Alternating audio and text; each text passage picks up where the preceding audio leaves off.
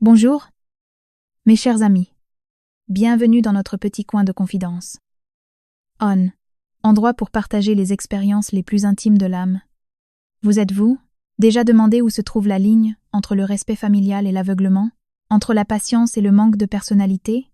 Il fut un temps où je croyais que si l'on vivait avec le cœur ouvert, en donnant tout sans rien attendre en retour, on gagnerait infailliblement le respect. Mais j'avais tort. La pauvre Amandine avait tort. Et c'est ce qui s'est passé lors de l'anniversaire de mon mari. Lors de cette fête, dont l'organisation m'avait coûté des dizaines de milliers d'euros. Ma belle-mère m'a forcé à boire un breuvage étrange devant tous les invités. J'ai accepté docilement. Mais en un instant, j'ai discrètement échangé mon verre avec le sien. Et en à peine 5 minutes, elle a elle-même arraché son propre masque, couvrant toute la famille de honte et d'humiliation. Si bien que mon beau-père, ce soir-là, l'a chassé de la maison en hurlant. C'était le week-end. Paris, comme à son habitude, vivait à son rythme trépidant. Mais dans notre luxueuse demeure, située dans le quartier très chic du Vésinet, régnait une atmosphère de fête toute particulière. Aujourd'hui, mon mari Damien fêtait ses 35 ans. J'avais passé un mois entier à préparer cet événement, de l'élaboration de la liste d'invités, au choix du menu par un traiteur étoilé, jusqu'à la réservation d'un groupe de jazz et au moindre détail de la décoration florale, tout reposait sur mes épaules. Je voulais que cette journée soit inoubliable, que mon mari puisse être fier devant ses amis, ses associés. Je n'avais pas regardé à la dépense. Après tout, mon entreprise prospérait. Je considérais que l'argent pouvait toujours se gagner. Mais la joie et la réputation de mon mari étaient plus importantes. Je portais une robe en soie, émeraude, un maquillage léger, et je me tenais aux côtés de Damien pour accueillir les invités. Il était particulièrement élégant aujourd'hui, dans un costume sur mesure que je lui avais offert récemment. Il a passé son bras autour de ma taille et m'a chuchoté que j'étais la chance de sa vie. Mon cœur s'est rempli de chaleur. Au cours de nos 7 années de mariage, nous avions connu la fatigue et des disputes inutiles. Mais il suffisait d'un mot affectueux de sa part pour que toutes mes tristesses s'envolent.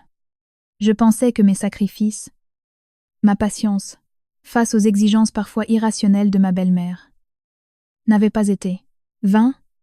Les invités étaient déjà tous réunis. Une musique douce flottait dans l'air. Dans tout le jardin, on entendait des rires et des conversations animées. Mon beau-père, Jean-Pierre Dupont, un homme qui avait travaillé toute sa vie comme haut fonctionnaire et qui était maintenant à la retraite, de nature calme et peu loquace, discutait paisiblement avec de vieux amis, mais ma belle-mère, Chantal, était tout le contraire. Elle portait une robe en velours bordeaux et arborait une parure de diamants que je lui avais offerte. L'année précédente, elle virevoltait partout, saluant et serrant des mains. Vantant devant tout le monde des succès de son précieux fils. Elle voulait toujours être le centre de l'attention, que tout le monde admire sa famille. Je m'y étais habituée depuis longtemps. La fête battait son plein quand Chantal s'est approchée de Damien et de moi. Elle tenait un plateau en argent, sur lequel reposaient 2 verres remplis d'un pot liquide doré, qui dégageait un léger parfum de plante. Elle a souri avec ce sourire que j'appelais, en plaisantant son sourire de façade, car il n'atteignait jamais ses yeux, et m'a tendu l'un des verres. Amandine, ma belle-fille, viens par ici. Oui. Je me suis approchée docilement. Elle a commencé à parler d'une voix forte, exprès pour que tout le monde autour l'entende. Ma petite bru, je t'ai beaucoup observée ces derniers temps. Tu travailles? Trop. Tu es toute pâle. J'ai fait préparer spécialement pour toi cette liqueur, des plantes medicinales. Il n'y a que des ingrédients très précieux là, dedans. Bois. Cela te donnera des forces. Car il serait peu être temps de nous donner un héritier. Number 2. Les invités à la table ont hoché la tête avec approbation et ont commencé, plaisanter. Quelle belle-mère attentionnée, disait-il. Quelle chance à Amandine. Elle prend soin d'elle comme de sa propre fille. Mes joues étaient en feu.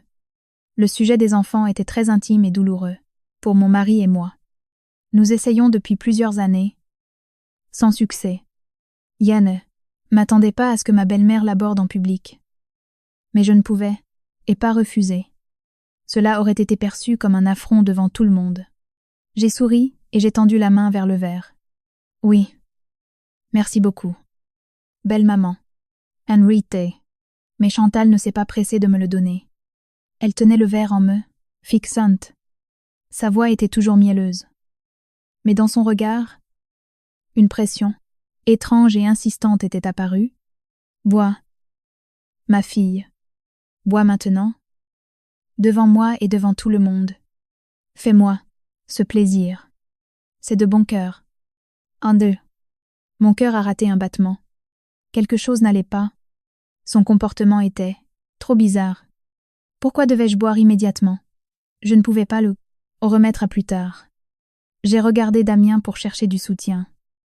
Mais il a simplement souri d'un air complaisant et m'a prise par les épaules. En laisse. Chérie, maman le fait de bon cœur. Bois d'un trait. Fais-lui plaisir. Cette liqueur est excellente pour la santé. Desplama. Desplama. Les mots de mon mari ont eu l'effet d'une douche froide. Soit il ne remarquait rien d'anormal, soit il était complice. À cet instant, l'avertissement de Sophie, la petite sœur de Damien, la seule personne de sa famille qui me traitait bien, a résonné dans ma tête. Ce matin-là, pendant que j'étais au bureau, Sophie m'avait appelée en urgence. Amandine a fait très attention à maman ce soir à la fête. Si elle te proposa, boire ou à manger, n'accepte sous aucun prétexte. Je l'ai entendue par hasard, discuter avec Isabelle. On dirait qu'elle prévoit de mettre quelque chose dans ton verre. Humming. La voix de Sophie était pleine de panique. Isabelle était la fille d'une amie, intime de ma belle-mère. Et, ces derniers temps, elle nous rendait visite, beaucoup trop souvent. Ses regards vers mon mari étaient toujours séducteurs, pleins de sous-entendus. Je me doutais vaguement des plans de ma belle-mère. Mais je n'aurais jamais pensé qu'elle s'abaisserait à des méthodes aussi viles. Sur le moment, j'avais douté. Je pensais que Sophie avait peu être mal entendue. Mais maintenant, en voyant ce verre et l'insistance de ma belle-mère, Yoi comprit qu'elle ne s'était pas trompée. Un frisson a parcouru mon corps. Que tramait-elle? M'empoisonner? Non. Je ne pensais pas qu'elles iraient. Jusque-là, c'était probablement une substance qui me ferait perdre le contrôle. Me ferait me comporter de manière inappropriée pour qu'ils aient une excuse pour me diffamer. M'humilier et forcer le divorce? Des sueurs froides ont perlé sur ma nuque. Que faire? Je ne pouvais pas. Renverser la boisson. Ce serait une déclaration de guerre ouverte. Je n'avais aucune preuve. Tout le monde penserait que j'étais une belle fille mal élevée. Prendre le verre et le jeter discrètement n'était pas non plus une option. Elle, à me fusiller du regard sans ciller une seconde. Tous les regards étaient braqués. Sur moi. Tout le monde attendait. Une pression invisible écrasait mes épaules. Je respirais à peine. J'ai regardé. Ma belle-mère. Le sourire sur son visage devenait de plus en plus forcé, et dans son regard transparaissait l'impatience. J'ai regardé mon mari. Il continuait de discuter joyeusement avec ses amis, sans s'apercevoir le moins du monde de ma détresse. L'espace d'un instant, je me suis sentie infiniment seule. Et c'est alors qu'une idée m'a traversé l'esprit, une idée audacieuse. Insensée. Très bien. Si vous voulez un spectacle, je vais jouer à votre jeu. J'ai pris une grande inspiration, et j'ai affiché le sourire le plus radieux dont j'étais capable. Mais bien sûr, belle maman, si vous insistez tant, comment pourrais-je refuser? Je vais la boire tout de suite. I point. J'ai tendu les deux mains, et j'ai pris le verre des mains de Chantal. Elle a soupirait de soulagement. Le sourire sur ses lèvres est devenu authentique. Yae portait lentement le verre à mes lèvres. Mais juste au moment où il allait les toucher, j'ai poussé un petit cri étouffé. Ma main a tremblé et la boisson a failli se renverser. Oh, excusez-moi. J'ai fait tomber ma boucle d'oreille. Je me suis baissée rapidement, faisant semblant de chercher le bijou sous la table. Bien sûr. Il n'y avait aucune boucle d'oreille par terre. Mon action, soudaine, a attiré l'attention de tous. Chantal s'est également penchée pour regarder. Ne t'inquiète pas. Ma fille, ce n'est qu'une babiole. Tu la retrouveras plus tard. Moss. Et à cet instant précis, dans ce bref moment où personne ne prêtait attention, d'un mouvement fulgurant, j'ai posé mon verre sur le plateau que Chantal tenait, encore près d'elle, et les siennes. Les 2 verres de liqueur étaient absolument identiques. Personne ne pouvait remarquer l'échange. Je me suis relevée, tenant déjà l'autre verre à la main, et j'ai souri d'un air confus. C'est bon. Je l'ai trouvé. Désolée d'avoir interrompu la fête. Un vol. Ensuite, je me suis tournée vers Chantal, et j'ai levé mon verre. Belle maman. C'est un peu triste de boire seul. Pourquoi ne trinquerions-nous pas ensemble à la santé de Damien pour son anniversaire? Considérez cela comme mon invitation. W.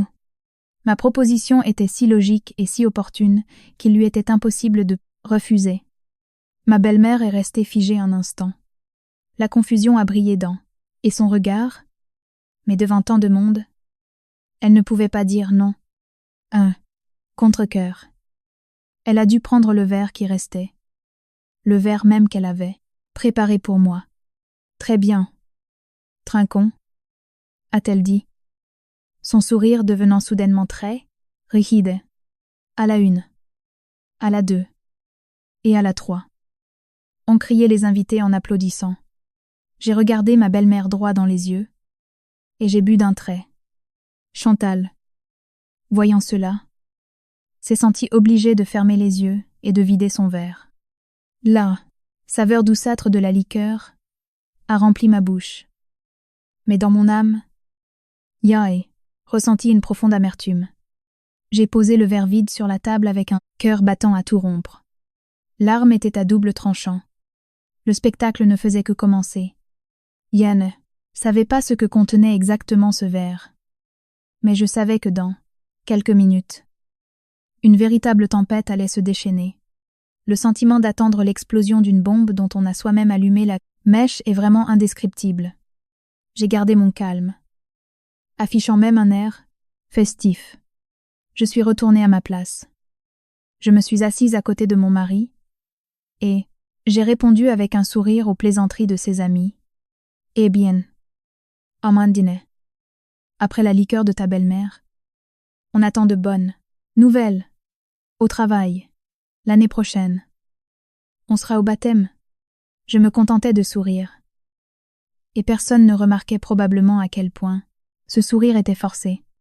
J'ai regardé ma belle-mère du coin de l'œil. Chantal, après avoir bu son verre, semblait un peu étrange. Elle s'était assise sur une chaise et avait commencé à s'éventer sans arrêt. Bien qu'il fasse plutôt frais, dans le jardin, de temps en temps, elle me lançait un regard inquisiteur. Dans l'attente. Elle espérait probablement que je commence à montrer des signes bizarres, que je fasse un scandale, que je dise des absurdités, pour qu'elle ait une excuse pour intervenir. Mais non. Je restais assise, parfaitement calme, en saine d'esprit. Mon sang-froid semblait la rendre folle. Pour que vous compreniez pourquoi j'ai pu agir avec autant de décision et de froideur. Vous devez sans doute en savoir plus sur mes 7 années de mariage. Ce fut un long chemin de sacrifice et de patience, au cours duquel je me suis presque perdue moi-même. Il y a 7 ans. Moi, Amandine, une jeune diplômée avec mention très bien d'une grande école de commerce parisienne. Pleine d'ambition. J'ai décidé de mettre, entre parenthèses, une carrière brillante pour épouser Damien. À l'époque, Ent était un simple employé de bureau issu d'une famille modeste. Mais je l'aimais. Je l'aimais pour sa gentillesse, sa simplicité et son sourire chaleureux. Les et jours de notre mariage. Je me suis promis que nous construirions ensemble en famille heureuse, que je serais une bonne épouse et une belle fille dévouée. Et j'ai tenu parole. Peu de temps après le mariage. L'entreprise textile de mes parents a rencontré des difficultés et s'est retrouvée au bord de la faillite. Moi, sans y réfléchir, à 2 fois, j'ai investi toutes mes économies et j'ai même emprunté à des amis pour sauver la société. Je me suis plongée à corps perdu dans le travail. Jour et nuit, je négociais avec des partenaires. Je cherchais de nouveaux marchés. J'ai géré les dettes. Pendant ces 2 longues années, Damien n'a pratiquement pas pu m'aider. Il n'avait pas le sens des affaires ni les contacts nécessaires. Il se contentait de m'encourager avec des mots creux. Tout le poids financier, toute la pression sont tombées sur mes épaules. Et puis, le ciel m'a récompensé. Mon entreprise n'a pas seulement évité la faillite, elle a fait un bond incroyable. D'un petit atelier de confection, elle est devenue une marque de prêt. À portée de luxe très en vogue, je suis devenue la donna, directrice générale. Mes revenus mensuels se comptaient en centaines de milliers d'euros. À partir de ce moment-là, notre vie a changé. J'ai acheté une luxueuse demeure, à Vézelay. J'ai acheté à mon mari une voiture de sport pour qu'il ne se sente pas inférieur à ses amis et collègues. J'ai également invité les parents de mon mari à vivre avec nous, pensant qu'une grande famille unie serait chaleureuse. Mais ce fut le début de longues années de souffrances silencieuses. Chantal, ma belle-mère, en entrant dans la maison, construite à la sueur de mon front, et n'a pas dit un mot de remerciement ou de louange. Au lieu de cela, elle a commencé à imposer ses propres règles. Elle disait que j'étais une femme et que, même si j'étais directrice générale, à la maison, je devais m'occuper des tâches ménagères.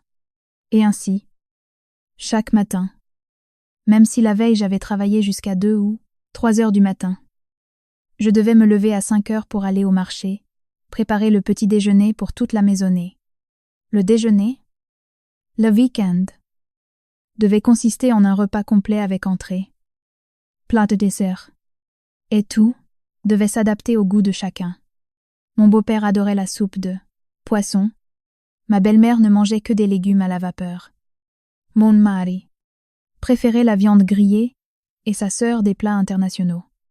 J'étais comme le chef d'un restaurant, virevoltant dans la cuisine pour satisfaire tout le monde. Mais la satisfaire, elle, semblait impossible. La soupe est trop salée aujourd'hui. Pourquoi la viande est-elle si dure? Amandine. Sais-tu seulement cuisiner? Quelle incapable. C'est un désastre. Orzen. Ces réprimandes résonnaient à chaque repas comme des couteaux invisibles, blessant ma fierté. Je regardais Damien avec l'espoir qu'il prenne ma défense. Mais il se contentait de baisser la tête sur son assiette, faisant semblant de et ne rien entendre. Après le repas, je débarrassais la table et lavais une montagne de vaisselle. La petite sœur de mon mari partait dans sa chambre, regardait des films sur son téléphone. Ma belle-mère s'installait devant la télévision et, de temps en temps, criait vers la cuisine. « Nettoie mieux. Il reste du gras là. » Bah, je faisais des efforts. Je supportais tout. Je me disais que j'étais l'épouse du fils aîné, que j'avais des responsabilités. Je me consolais en pensant que toutes les belles-mères étaient un peu comme ça et que mon mari était un homme. Bon, il ne voulait tout simplement pas froisser sa mère. C'est ainsi que je me suis menti à moi-même pendant des années. Non seulement les tâches ménagères, mais toutes les dépenses de la maison reposaient sur moi. Les factures d'électricité, as d'eau, les frais d'inscription à l'université de la sœur de mon mari, l'achat de vêtements et de produits de beauté pour ma belle-mère. Tout était payé de ma poche. Chantal considérait cela comme parfaitement naturelle. De plus, elle exigeait souvent des choses, complètement irrationnelles. La voisine a un sac magnifique. On dit que c'est de la haute couture. C'est, dernier temps. J'ai la peau très sèche. Achète-moi cette gamme de crème. Suis ce qu'ils montrent à la télé. Dad. À chaque fois, j'exauçais ses demandes en silence, espérant seulement qu'il y aurait la paix à la maison. Mais mon silence et ma complaisance ne faisaient que les enhardir. Il me voyait comme un portefeuille sans fond et une servante gratuite.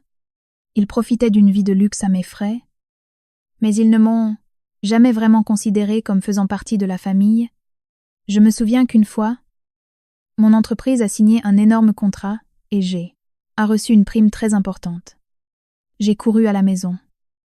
Très émue, Yelai raconté à mon mari, et j'avais prévu d'emmener toute la famille en vacances avec cet argent. Mais quand je l'ai dit, ma belle-mère m'a interrompu immédiatement. Quoi? Quel gaspillage! Sophie, ta belle-sœur, va se marier. La famille du marié a organisé une réception dans un château. Nous devons participer à la hauteur de notre rang. Trouve un moyen de régler cette affaire. Pondin pon. Je suis restée bouche bée. Payer une réception somptueuse pour le mariage de ma belle-sœur n'était pas de mon devoir. Mais pendant que j'étais sous le choc, Damien s'est empressé de défendre sa mère. Alès. Amandine. Nous n'avons qu'une seule sœur. Nous allons aider du mieux que nous pouvons. Ce sera notre cadeau de mariage. Amzena. Finalement, Jeido, en grinçant des dents, déboursé des sommes colossales pour sauver la réputation de sa famille. Le jour du mariage, j'ai observé les lieux, somptueux, et j'ai ressenti une immense amertume dans l'âme. C'était mon argent, ma sueur et mes larmes, mais aux yeux de tous, c'était l'accomplissement et la richesse de la famille de mon mari. Personne n'a mentionné mon nom. Personne m'a remercié. J'étais invisible dans l'histoire de ma propre vie. Pendant 7 ans, je m'étais habituée à être une ombre, à faire des sacrifices, en silencieux. Mais la patience a des limites, et cette limite a été franchie lors de cette fatidique soirée d'anniversaire. Dans ce verre de liqueur, il n'y avait pas seulement la potion maléfique que ma belle-mère avait préparée. Ce concentrait toutes les humiliations et les offenses que j'avais accumulées pendant 7 longues années, et quand elle a bu, elle a avalé tout ce qu'elle avait elle-même semé. J'étais assise et je souriais. Mais à l'intérieur, c'était la tempête. Ces spectacles hypocrites devaient cesser. Et c'est moi qui ferais tomber le rideau. Mais je n'imaginais pas à quel point ce qui allait se produire dépasserait toutes mes attentes les plus audacieuses. Le temps s'étirait. D'une lenteur tortueuse, chaque seconde semblait durer une éternité. La fête continuait avec des toasts et des félicitations creuses. J'essayais de garder l'expression la plus impassible possible, me tournant de temps en temps vers mon mari pour lui parler, lui servir à manger, jouant le rôle de l'épouse attentionnée. Mais en réalité, toute mon attention était fixée sur Chantal. Presque 5 minutes s'étaient écoulées depuis qu'elle avait bu la liqueur. Mais rien d'inhabituel ne semblait se produire. Elle était toujours assise, s'éventant et riant avec ses amis. Sur son visage était réapparue expression d'autosuffisance. De temps en temps, elle me lançait un regard lourd, de sense, comme pour se moquer de mon calme, comme pour dire « Attends un peu, tu vas bientôt danser sur ma musique. » Ahmed Dunay. Une inquiétude a commencé à naître en moi. Sophie s'était-elle trompée? La substance n'agissait-elle pas immédiatement? Ou pire encore, n'avait-elle aucun effet sur les personnes âgées? 1000 questions se bousculaient dans ma tête. Si mon plan échouait, si rien ne se passait, je deviendrais moi-même la risée d'eux, tous. Je passerais pour la belle-fille paranoïaque et mal élevée, mais j'ai alors remarqué un petit détail. Bien qu'elle continue de sourire et de parler, la main qui tenait son éventail tremblait légèrement. Sur son front, des Gouttes de sueur sont apparues.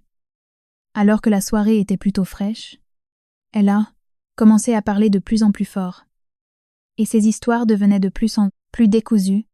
Tantôt elle parlait d'un voyage à Saint-Barth la semaine passée, tantôt, brusquement, elle passait aux fluctuations du prix de l'or. Ses amies ont commencé à échanger des regards perplexes. « Chantal, tu te sens bien? Tu es toute rouge » a demandé l'une d'elles. « Mais n'importe quoi. Qu'est-ce qui pourrait m'arriver? Je suis solide comme un roc » a ri Chantal aux éclats. Son rire était gras et vulgaire, ce qui ne correspondait en rien à son image, habituelle de dame bourgeoise et distinguée. C'est sûrement la joie. J'ai bu la liqueur que m'a offerte ma belle-fille, je sens le sang courir dans mes veines. En disant cela, elle a donné une grande tape dans le dos de son amie. Une geste qu'elle ne se serait jamais permis auparavant. J'ai retenu mon souffle en observant. Oui, ça commençait. La substance n'était probablement ni un poison ni un somnifère, mais une sorte de psychostimulant qui prive la personne de tout contrôle sur son comportement et sa langue, une substance plus redoutable que le poison, car elle ne tue pas le corps, mais la réputation. Vous devez savoir que pendant nos 7 ans de mariage, ce qui m'épuisait le plus n'était ni les tâches ménagères, ni la pression financière, mais les comparaisons constantes et les reproches de ma belle-mère. Chantal m'a toujours considérée comme un caillou dans sa chaussure, simplement parce que je n'étais pas celle qu'elle avait choisie pour son fils. La femme qu'elle voulait vraiment comme belle-fille, c'était Isabelle, la nièce de sa meilleure amie. Isabelle était jolie. Elle savait dire des mots doux et flatteurs. Tout le contraire de mon caractère direct et peu bavard. Peu après notre mariage, Chantal a commencé à inviter Isabelle très fréquemment à la maison. Elle la flattait ouvertement en ma présence. Voilà comment devrait être une jeune femme, comme Isabelle. Belle et appliquée. Quel bonheur pour l'homme qui l'épousera. Isabelle vient de terminer un cours d'art floral. Quel bouquet merveilleux elle réalise. Pas comme certaines qui jettent les fleurs dans le vase comme un tas de mauvaises herbes. And cruise. J'écoutais et je me taisais. Je me disais que je ne devais pas y prêter attention. Mais ces mots, comme des aiguilles invisibles, blessaient mon amour-propre. Chaque jour, elle devenait plus effrontée. Elle a commencé à créer des situations pour que Damien et Isabelle se retrouvent seuls. Damien accompagne Isabelle à l'aéroport. Damien. L'ordinateur d'Isabelle est en panne. Jette-y un œil s'il te plaît. Dude. Damien acceptait toujours avec plaisir. Il voyait Isabelle comme une petite sœur et ne remarquait absolument pas les intentions de sa mère.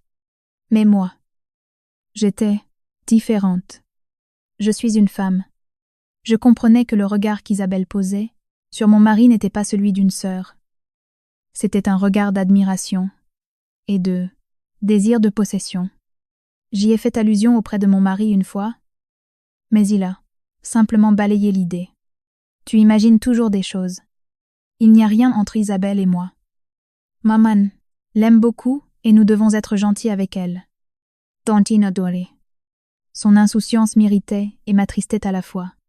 Je comprenais que, par sa passivité, il donnait raison à sa mère et me mettait dans une position inconfortable. La goutte d'eau a fait déborder le vase il y a quelques mois, en week-end. Je suis rentrée du travail et j'ai vu Isabelle dans la cuisine. Aidant avec enthousiasme ma belle-mère à cuisiner.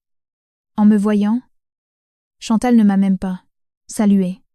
Elle a juste lancé en l'air. « Ah, te voilà. Tu passes tes journées à travailler avec une tête d'enterrement. Pas comme Isabelle, qui au moins aide dans la cuisine. En gu, j'étais épuisée et je ne voulais pas discuter. Alors je m'apprêtais à monter dans ma chambre, mais en passant, j'ai vu par hasard, au poignet d'Isabelle, un magnifique bracelet en or blanc. Je suis restée glacée, car c'était le bracelet que ma mère m'avait offert pour mon mariage. Je le gardais dans ma boîte, bijoux, Ce bracelet. Ai-je balbutié. Isabelle a pris peur et a rapidement caché sa main derrière son dos. Chantal, voyant cela, a dit d'un ton brusque. Et alors? Le bracelet?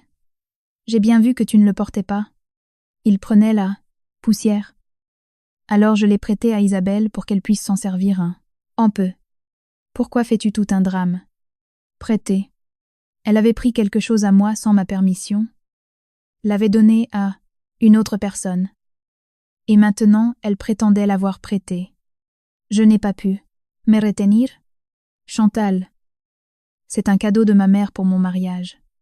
Vous n'aviez pas le droit de le prendre sans permission et de le donner à qui que ce soit, ai-je dit, la voix tremblante de colère. Quelle tragédie! Pour un petit bracelet. Je vis sous ton toit. J'utilise ton argent. Et maintenant tu me fais une scène pour un bracelet? Ou bien tu es juste radine? A-t-elle commencé? Jouant les victimes. À ce moment-là, Damien est entré. Voyant la tension, il a demandé « Que se passe-t-il » Chantal s'est immédiatement mise à pleurer, et ses plaintes que je lui avais hurlé dessus pour un bracelet. Damien, sans chercher à savoir qui avait raison, s'est tourné vers moi et m'a réprimandé. « Tu fais un scandale pour un bracelet? Tu ne vois pas dans quel état est ma mère? Présente-lui tes excuses immédiatement. » Dessy, présenter des excuses? Je n'avais rien fait de mal. Pourquoi devais-je m'excuser? Je n'y suis pour rien. Je ne m'excuserai pas. Ai-je dit fermement. Mes mots ont été comme une étincelle. Tu oses me contredire? Damien a écarquillé les yeux. Et à cet instant, que je n'oublierai jamais. Il a levé la main et m'a giflé. Le bruit sec du coup a résonné dans la cuisine. Tout s'est arrêté. Moé. Abasourdi. J'ai porté la main à ma joue brûlante, et j'ai regardé l'homme que j'appelais mon mari. En 7 ans, c'était la première fois qu'il levait la main. Sur moi, ma belle-mère et Isabelle me regardaient avec des expressions triomphantes et malveillantes. Cette nuit-là, j'ai beaucoup pleuré, non pas à cause de la douleur du coup, mais de la douleur dans mon cœur. J'ai compris que, dans cette maison, j'étais absolument seule. Mon mari, qui aurait dû être mon pilier, était prêt à me faire du mal pour sa mère. À partir de ce jour, j'ai cessé de pleurer. J'ai compris une chose. Les larmes ne résolvent rien. Ma patience ne faisait que m'attirer plus de mépris. Il était autant de changer. La gifle de Damien n'a pas seulement laissé une marque sur ma joue, mais une entaille indélébile dans mon âme. Elle m'a réveillée d'un rêve de 7 ans. Celui d'une famille harmonieuse et d'un mari aimant. J'ai compris que mon silence n'était pas une vertu, mais une faiblesse qui nourrissait la méchanceté et l'égoïsme de la famille de mon mari. J'ai commencé à changer, non pas par des disputes ou des affrontements directs, mais par des actions silencieuses et déterminées. J'ai commencé à tout noter. Dans un petit carnet caché au fond d'un placard, je consignais chaque dépense, injustifiée que ma belle-mère exigeait, chacune de ses remarques acerbes, chaque fois que Damien se montrait froid et indifférent. Je ne savais pas vraiment pourquoi je le faisais. Être juste pour me souvenir, pour ne jamais oublier les offenses subies. J'ai également commencé à m'intéresser de plus près à la situation financière de la famille. Avant, je lui faisais presque totalement confiance. Je gagnais l'argent. Je lui versais une somme considérable chaque mois pour les dépenses importantes. Et le reste, il le dépensait avec sa famille. Je ne lui avais jamais demandé à quoi servait cet argent. Je lui faisais une confiance aveugle. Mais cette confiance avait disparu. J'ai demandé secrètement les relevés de mon compte bancaire et de notre compte joint. Et j'y ai découvert l'amère vérité. Les dépenses importantes dont parlait Damien étaient en majorité des virements vers un compte d'investissement à son nom et à celui de sa mère. Ils utilisaient mon argent pour s'enrichir dans mon dos. De plus, il y avait des sommes plus petites, plusieurs centaines d'euros par mois, qui étaient transférés régulièrement à une certaine Isabelle Mercier. Je n'ai pas eu besoin de deviner de qui il s'agissait. Mon mari n'était pas seulement un lâche. Il prenait secrètement l'argent de sa femme pour entretenir la fille que sa mère avait choisie. Le dégoût m'a envahi. Mon sang a bouilli. Mais je me suis contenue. Je savais que ce n'était pas le fandise. Moment. J'avais besoin de plus de preuves. Des preuves irréfutables. J'ai commencé à mener une double vie face à la famille de mon mari. Yerestais, la belle-fille soumise et silencieuse. Après cette gifle, je parlais moins. Je souriais moins. Ils ont pensé que j'avais pris peur, que j'avais accepté ma place. Mais dans leur dos, j'étais une autre personne, froide, calculatrice, rassemblant pièce par pièce le puzzle de leurs mensonges. Ce changement, seule une personne dans la maison l'a probablement remarqué, Sophie. Sophie était très différente du reste de la famille. Elle était directe, gentile, et peut être parce qu'elle avait étudié longtemps à l'étranger. Elle n'avait pas été contaminée par le caractère calculateur de sa mère. Elle m'a toujours très bien traitée. C'était la seule dans la maison qui m'appelait, affectueusement par mon prénom, et non par un froid la belle-fille. Un soir, alors que j'étais seule dans le bureau à vérifier les chiffres des relevés bancaires, Sophie est entrée avec 2 tasses de tisane à la camomille. « Amandine, tu as l'air un peu triste. Il s'est passé quelque chose ?» C'est-elle assise à côté de moi. Son regard était plein d'inquiétude. Je l'ai regardée un instant. J'ai voulu tout lui raconter. Mais je me suis retenue. Je ne voulais pas la mêler à cette charlatée. Ce n'est rien. Sophie. Juste beaucoup de travail. Je lui ai fait un sourire. Forcé. Sophie m'a regardée. Son regard était bien plus sage que ses 22 ans. Ne me mens pas. Je sais que maman et Damien te traitent mal. Pardonne-les. S'il te plaît. En mon nom. Atchen-moi-reve. Ces mots m'ont prise au dépourvu, et c'est là qu'elle m'a raconté cette histoire, la semaine précédente. En rentrant à la maison à l'improviste, elle avait surpris une conversation entre sa mère et Isabelle. Elle discutait de la façon de se débarrasser de moi. Sa mère avait dit que dès qu'Isabelle tomberait enceinte de Damien, tout serait réglé. Elle voudra partir, d'elle-même. Incapable de supporter la honte, elle disait qu'elle devait trouver une excuse pour me déshonorer, pour que je parte de mon plein gré. Humiliée. Chaque mot de Sophie a été comme un coup de marteau dans ma tête. Ainsi, elle ne voulait pas seulement que je parte les mains vides. Elle voulait détruire ma réputation. Leur complot était trop cruel, trop abject. J'ai senti tout mon corps trembler. Non pas de peur, mais de rage, voyant mon état. Sophie, et m'a pris la main. Amandine, je te dis ça non pas pour te faire de la peine, mais pour que tout soit préparé. Tu ne peux pas continuer à subir. Tu dois te défendre. En fine de ces mots, comme une décharge électrique, ont réveillé la femme forte qui dormait, en moi depuis 7 ans. Oui. Je ne pouvais plus supporter cela. Je devais me défendre mon travail, mon honneur. Cette nuit-là, j'ai pris une décision importante. J'ai appelé un vieil ami. Anne, excellent avocat en qui j'avais toute confiance. Je lui ai raconté toute mon histoire. Je lui ai présenté les premières preuves que j'avais réunies. Il m'a conseillé de garder mon calme, de continuer à rassembler des preuves. Et alors, surtout, de ne pas leur montrer que je savais tout. Laisse-les continuer leur théâtre. Et sois une spectatrice intelligente. M'a-t-elle dit. Les mots de l'avocat m'avaient donné une direction claire. Et c'est ainsi que l'heure a sonné. L'anniversaire de Damien. Quand j'ai entendu Chantal dire qu'elle voulait organiser une grande fête pour célébrer l'entrée de son fils dans une nouvelle étape de sa vie, sous prétexte que sa carrière avait le vent en poupe, j'ai su que ce serait le décor qu'elle avait choisi. J'ai accepté avec joie, et j'ai même généreusement déclaré que je paierais tous les frais. Ma générosité les a surpris. et Damien.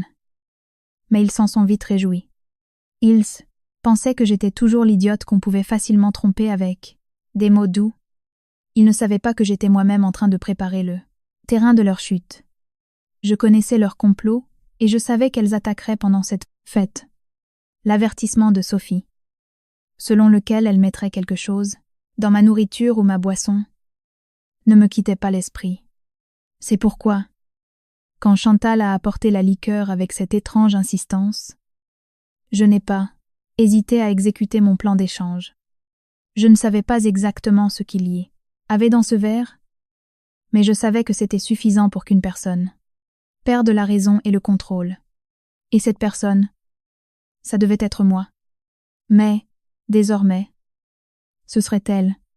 Retournons à la fête.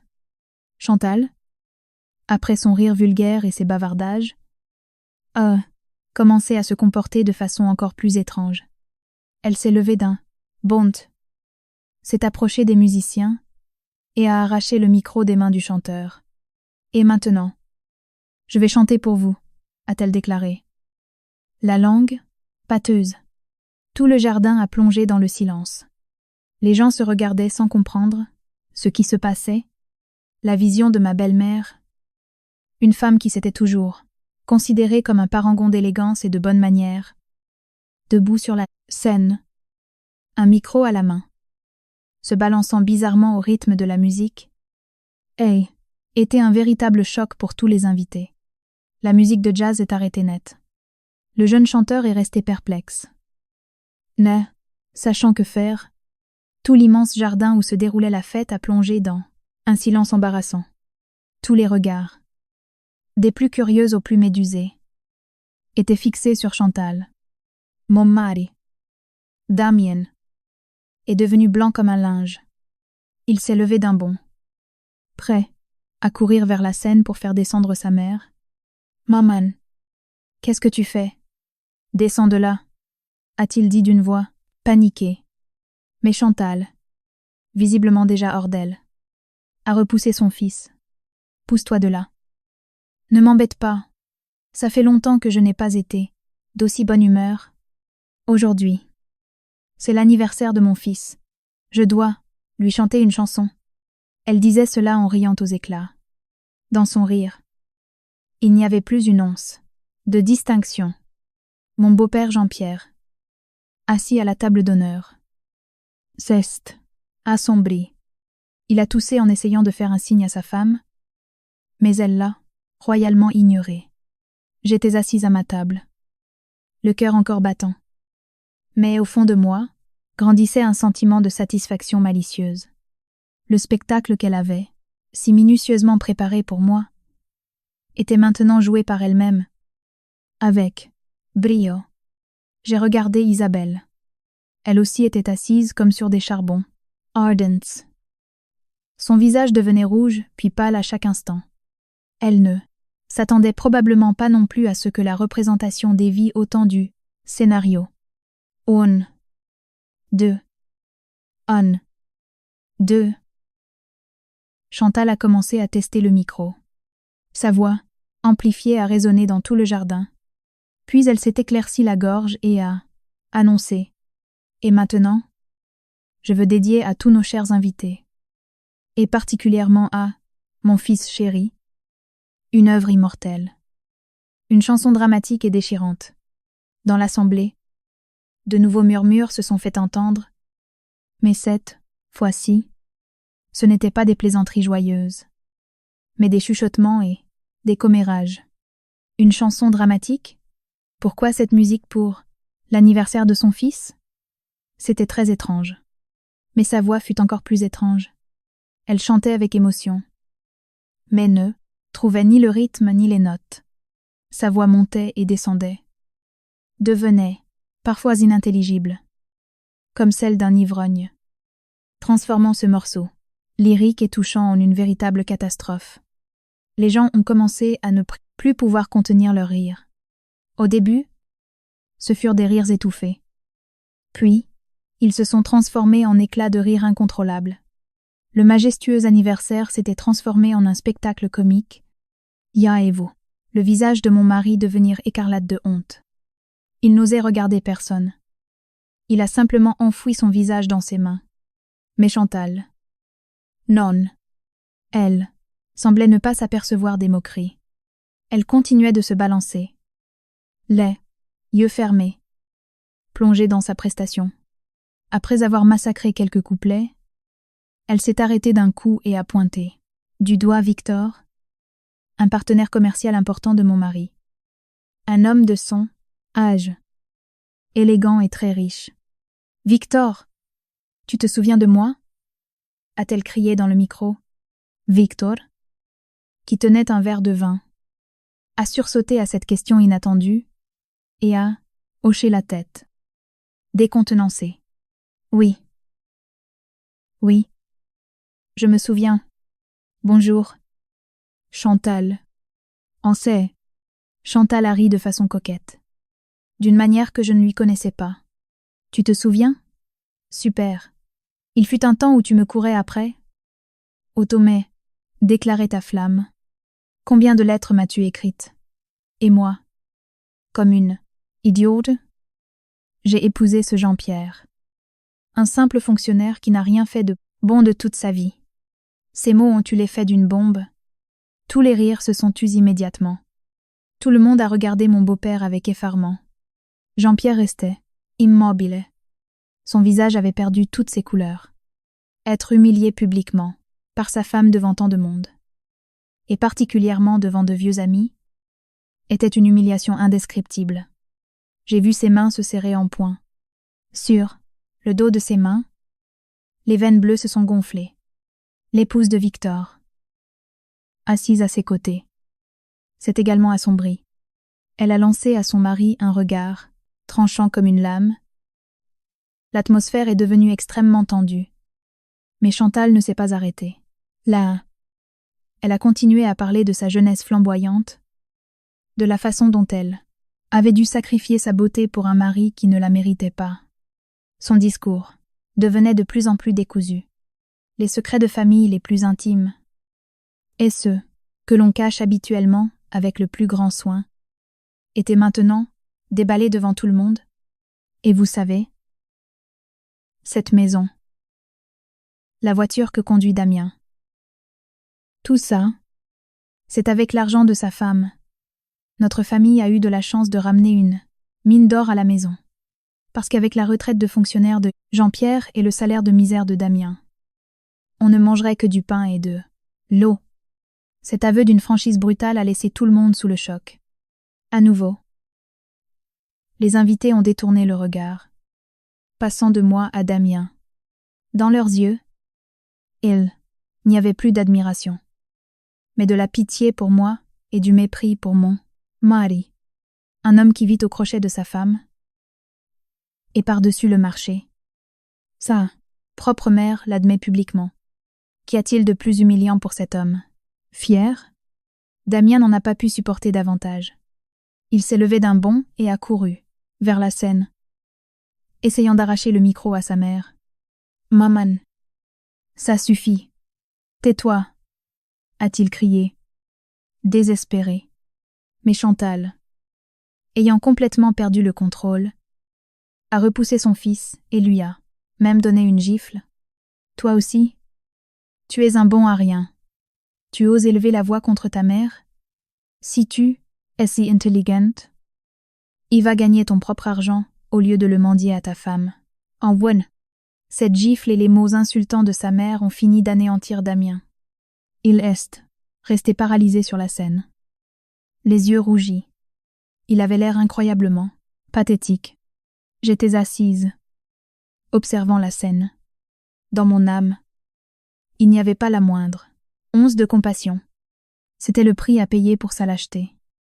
Pour avoir gardé le poids, silence et consenti aux caprices de sa mère quand elle me faisait du mal. Jai regardait vers la place d'Isabelle. Elle s'était retirée discrètement de la fête, comprenant qu'elle et Chantal avaient perdu cette partie avec un fracas retentissant. Mais le spectacle n'était pas encore terminé. Après avoir insulté son fils, Chantal s'est tournée de nouveau vers le public. Elle a commencé à diffamer les autres belles filles de la famille, et même Sophie. sa propre fille adorée.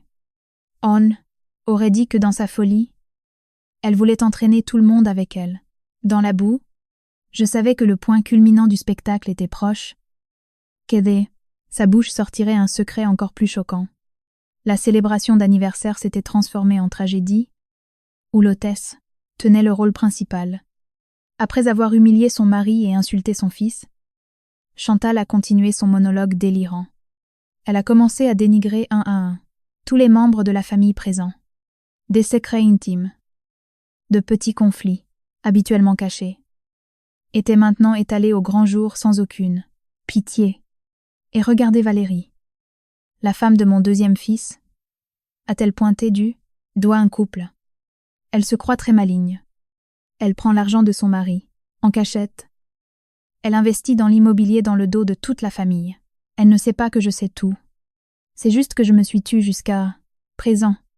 Le couple a blêmi. Ils se sont regardés avec effroi et ont rapidement baissé la tête, n'osant regarder personne. L'ambiance de la fête devenait de plus en plus oppressante. Tout le monde était assis en silence. Craignant d'être la prochaine cible, j'étais là. Mais Saintin, comme une spectatrice extérieure regardant un film, je ne ressentais plus de joie mauvaise. Seulement une étrange amertume. Une famille qui, en apparence, semblait unie et aimante, était en réalité gangrenée par les intrigues, les mensonges et la méfiance. Peut être que cette liqueur n'en était pas la cause, mais seulement le catalyseur, l'étincelle qui avait mis le feu aux poudres. Feu qui couvait depuis bien longtemps. Et puis, après avoir sali tout son entourage, Chantal s'est soudainement tournée vers moi. Elle m'a regardée avec une expression pleine de haine et de triomphe. « Et toi, Amandine » a-t-elle hurlé dans le micro. « Ne reste pas assise là à faire la sainte nitouche. Pour qui tu te prends? Tu n'es rien d'autre qu'un portefeuille sur pattes. Tu penses que parce que tu nous as acheté une maison et une voiture, tu peux marcher la tête haute? Tu te trompes. Tu es stérile, une fleur qui ne donne pas de fruits. Tu n'es pas digne d'être la belle-fille de notre famille. » Chacun de ces mots était comme un coup de poignard dans le cœur. Même si Jay était préparé. Entendre des mots aussi cruels de la bouche de ma belle-mère, devant le tout Paris, fut d'une douleur insoutenable. La souffrance accumulée, pendant 7 ans, m'oppressa de nouveau la poitrine. Mais je n'ai pas pleuré. Je suis simplement restée assise, la regardant droit dans les yeux. En moi, il n'y avait aucune soumission. Il y avait un défi. Et alors, dans un accès de folie, elle a dit ce que Sophie et moi attendions. C'est qui allait être le coup de grâce qui détruirait complètement sa réputation. Et vous savez, a-t-elle ri d'un ton hystérique, mon fils Damien n'a pas besoin d'une femme stérile comme elle. Il en a déjà une autre. Isabelle, la nièce de ma meilleure amie, c'est elle qui le mérite. Et elle porte en elle l'enfant de mon Damien. Nous allons avoir un héritier. Ces mots ont résonné comme un coup de tonnerre dans un ciel sans nuages. Passe, seulement pour moi, mais pour toutes les personnes présentes. Tout le monde est resté glacé. Qu'une belle-mère cherche une autre femme pour son fils parce que sa belle-fille ne peut pas avoir d'enfant était déjà quelque chose d'inconcevable. Mais l'annoncer publiquement avec autant de fierté, ce n'était plus une simple affaire de famille, c'était un effondrement moral total. J'ai regardé Damien. Il était sur la scène, tremblant de la tête aux pieds. Son visage était blanc comme la cire. Il m'a regardé avec des yeux suppliants. Elle voulait probablement que je me lève et que je démente tout. Que je dise que ce n'était que les divagations de sa mère qui avaient perdu la tête. Mais je n'ai rien fait. Je suis simplement restée assise, le fixant avec froideur. C'était là, conséquence qu'il devait assumer. Je me suis tournée vers mon beau-père. Jean-Pierre. Il était assis, immobile. Ses mains agrippaient avec une telle force les accoudoirs de sa chaise que ses aînés jointures étaient blanches. J'ai vu dans ses yeux non seulement de la colère, mais aussi de la déception et une douleur insoutenable. Être humiliée par ça, et femme. Apprendre l'infidélité de son fils et voir sa famille devenir la risée d'eux. Tous. Quelle plus grande douleur pour un homme qui, toute sa vie, a valorisé l'honneur familial. La fête était complètement gâchée. Les invités ont commencé à se lever, discrètement et à partir le plus vite possible. Ils ne voulaient plus être témoins de ce scandale. Personne ne disait au revoir. Ils partaient simplement, en silence, laissant derrière eux un vide et un silence écrasant. À cet instant, j'ai eu pitié de Chantal. Elle avait tout détruit de ses propres mains, sa réputation, le bonheur de son fils et la famille dont elle était si fière. Et tout cela à cause de son égoïsme, de son despotisme et de son avidité, sans limite. Je savais que mon rôle dans cette pièce touchait à sa fin, mais le rideau ne serait pas baissé par moi, mais par la personne qui était restée silencieuse depuis le début de la fête. J'ai vu Jean-Pierre se lever lentement. Il n'a regardé personne. Il a simplement marché en silence vers la scène où sa femme balbutiait encore des propos incohérents. Chacun de ses pas était lourd, comme s'il portait sur ses épaules le poids d'une famille en ruine. Je savais que l'habillée, colère d'un homme bon, est la plus redoutable de toutes. Le silence de Jean-Pierre était plus terrifiant que n'importe quel cri. Tout l'immense jardin a semblé retenir son souffle. Suivant chacun de ses pas, il est monté sur scène sans la moindre hésitation. Sa silhouette, un peu amincie, les dos légèrement voûtés par l'âge, irradiait à cet instant d'une dignité extraordinaire. Il n'a pas regardé Damien. Son fils, pétrifié comme une statue, il n'a pas non plus regardé les quelques invités restants qui observaient la quelqu'une scène avec curiosité. Son regard était fixé sur une seule personne. La femme avec qui il avait partagé presque toute sa vie, Chantal, après avoir hurlé son terrible secret, semblait à bout de force. Elle s'était effondrée sur le sol de la scène. Son chignon élaboré était défait. Sa somptueuse robe en velours froissé la faisait paraître incroyablement pathétique. Elle a levé vers son mari un regard trouble, comme si elle n'avait pas encore tout à fait repris ses esprits. « Jean-Pierre, pourquoi es-tu monté? Va-t'en. Laisse-moi finir de chanter. » a-t-elle murmuré. Jean-Pierre n'a rien dit. Il s'est simplement approché en silence et, d'un geste décidé, mais doux, lui a pris le micro. Ensuite, il s'est tourné vers les invités. Restants, ses amis, ses anciens collègues, tous ceux qui avaient été témoins de ce spectacle honteux. Il a fait une révérence très profonde. « Chers amis » a-t-il commencé. Sa voix était grave et rauque. Mais chaque mot résonnait clairement. « Je suis Jean-Pierre, le chef de cette famille. Aujourd'hui, dans notre maison, s'est produit un incident extrêmement fâcheux qui vous a tous mis mal à l'aise et vous a fait perdre votre temps. Au nom de mon épouse, qui n'est visiblement pas dans son état normal, et de mon incapable de fils, je vous présente à tous mes plus plates excuses. » Mais bon, il s'est incliné de nouveau. Son geste a laissé tout le monde sans voix. Personne ne s'attendait à ce qu'un homme si humilié par sa femme, qui avait perdu toute sa dignité, puisse se comporter de manière aussi honorable et irresponsable. Les chuchotements ont cessé.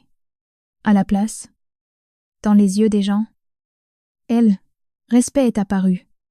Notre célébration d'aujourd'hui, malheureusement, est terminée. A-t-il continué. Merci d'être venu partager notre joie. Et une fois de plus, je vous demande pardon pour tout cela. Dumanta, till a dit. Il s'est tourné et m'a regardé. Pas Chantal. Directement dans mes yeux. Pour la première fois en 7 ans, j'ai vraiment vu son regard. Il avait ni indifférence ni distance, mais des remords, du regret, et même quelques choses qui ressemblaient à une supplication. Ensuite, il s'est tourné vers Damien. Sa voix est devenue froide et tranchante. « Qu'est-ce que tu fais planter là? Relève ta mère et disparaissez tous les deux. Des mabouets? » Immédiatement. And. Damien a tressailli. « Papa. » « Mais maman? » »« Bonne. Tu ne m'as pas entendu? » a rugi Jean-Pierre. Dans sa voix résonnait une autorité que je n'avais jamais perçue chez lui auparavant. « Je n'ai pas besoin d'une épouse comme ça. Et je n'ai pas non plus besoin d'un fils comme toi. À partir de maintenant. Vous êtes livrés à vous-même. Ne remettez plus jamais les pieds dans cette maison. » Anavendatuni.